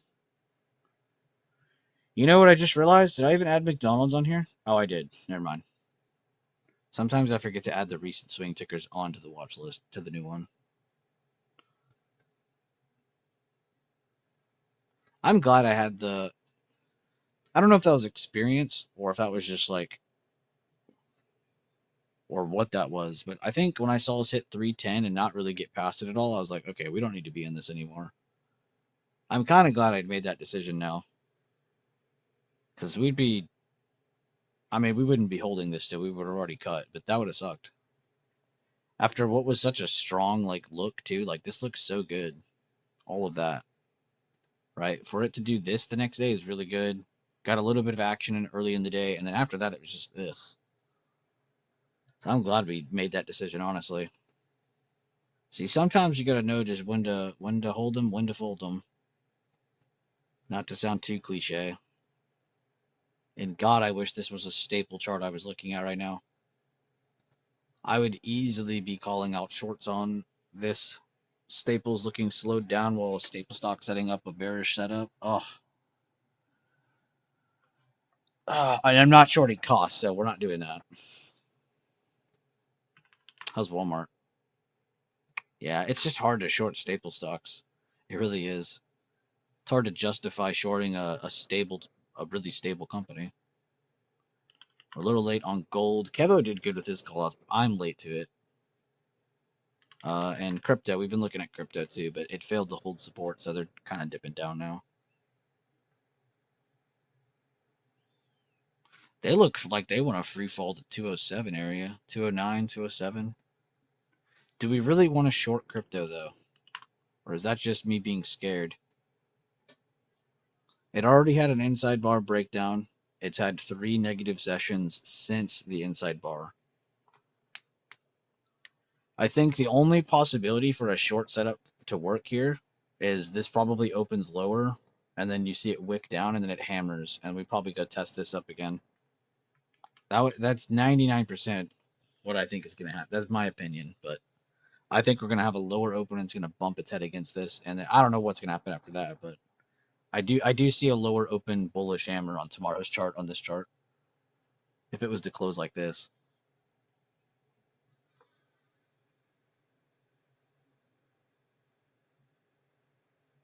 There's a couple good charts in there. I'm not gonna lie. I was kind of expecting to look at just a bunch of meh. There's a lot of good setups in there. Apple's still falling. Microsoft's still falling. Uh-oh, Abgo. And AMD is churning too, because there's probably a bunch of people trying to short this each and every day because tech keeps falling, but AMD's been doing really well on its own. I promise this is only going up because people tried to short it too early, causing liquidity to the upside as they close their positions. It's probably the best time to short AMD now, but that is such a crazy call out. For you to be like, I'm going to short it now. Like, this is probably the best spot, but that's so risky. I'm just kind of thinking out loud, guys. Feel free to interject. But yeah, that's all the setups I think I'm going to look at. I'm kind of tired now. Before I go, though, does anybody have any questions or any comments or anything they want to say in the stream? We did take a scalp, called it out earlier. And then honestly, each stream I say this, but we talked about a bunch of shit. Honestly, we go over a lot of stuff in here. We don't just sit here silently the whole time if there's not a call out. We like to go over things. We like to treat each stream as like a workshop session, you know, going over different topics or maybe even just repeating the same ones and just trying to break them down further or something. But yeah, so I hope you guys enjoyed the breakdowns. Anything that was covered in here, I hope it was helpful. And yeah. And make sure to go check out the shorts on my YouTube. I'm trying to get those going. So if you guys could go like and comment on those new shorts up on the YouTube channel, it will help kind of reactivate their engagement for me. Because I stopped doing it for a while, and I'm trying to do it again. So these from here on are all the new ones. But yeah, I hope you guys check that out. Or help me out a little bit by just liking or commenting or something. Just to kind of like reawake whatever. I don't even know if that's real or not, but yeah, check that out. Thank you guys again. Make sure to check out some of the recent videos too. I haven't even been uploading new videos because we're kind of at the point where I'm just doing the same thing over and over again. So I decided to just leave up some of the more key videos more recently, and then everything else is just still there. If you have access to the members only section, there's a ton of shit in there for you. So make sure to go check that out. And yeah, that's all I got. Thank you guys again. I will see you on the next one.